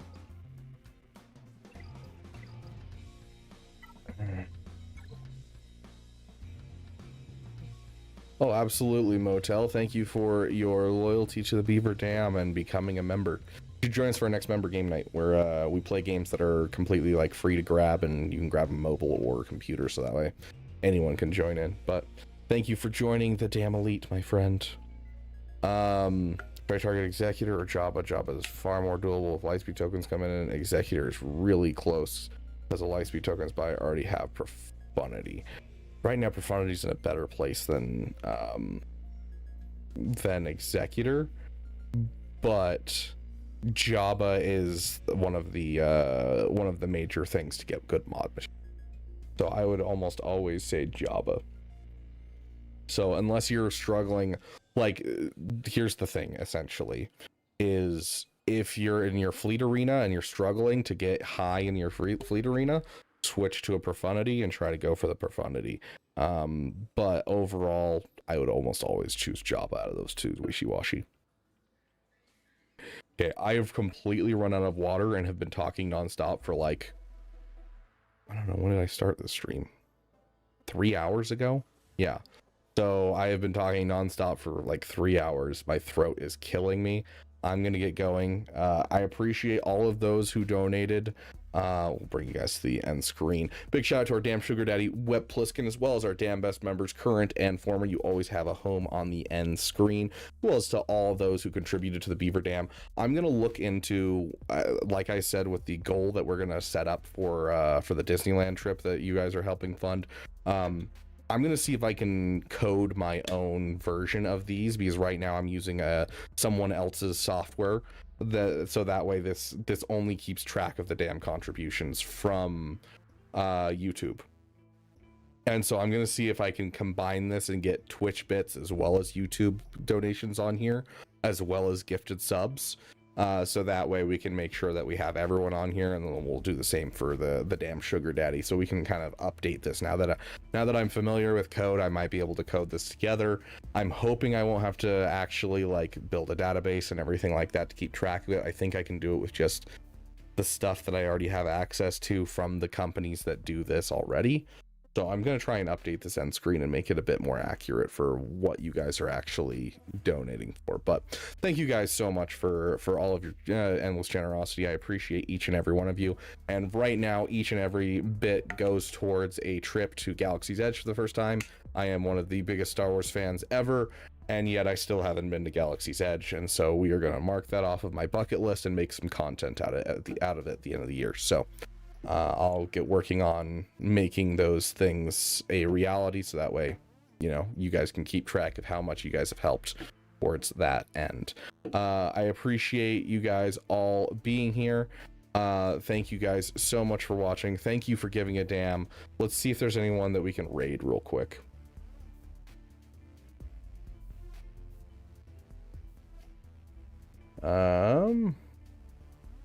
Okay, it looks like no one else is streaming on Galaxy of Heroes on Twitch. Let's send you guys over to this guy just for fun. He's a really chill dude. He's playing a game called Marathon, new game made by the same people that made Halo. It's an extraction shooter, so kind of think like Arc Raiders, or I don't know what other extraction shooters, Tarkov, Escape from Tarkov, that type of thing. I haven't tried it yet. I intend on maybe trying it. We'll see. I don't know. I've been a fan of Destiny. I've been a fan of Halo. I haven't played Destiny in a couple of years, really. But, you know, we'll see. But anyways, I'm gonna send you guys over there to him. He's a pretty dope dude. I've enjoyed watching his streams from now and again. He's a fairly small streamer, so go give him some love. I'm gonna double check and see if there's anyone playing Swago on YouTube. If not, we'll just send you guys over to the same guy, so you guys can all go support the smaller streamer. Yeah, it doesn't look like anyone is live for Swago, so we're gonna send you guys both over on either side. So yeah, go over there, and I want you guys to just make something up. Just start making up stories about, you know, we just got here from Rabid Beaver, and he was sacrificing goats to the RNG gods or something like that. Just make something up and make it sound like we were doing something really crazy during this stream. It'll be a good time. But anyways, thank you guys for being here. Thank you for giving a damn, and I will see you guys in the next video.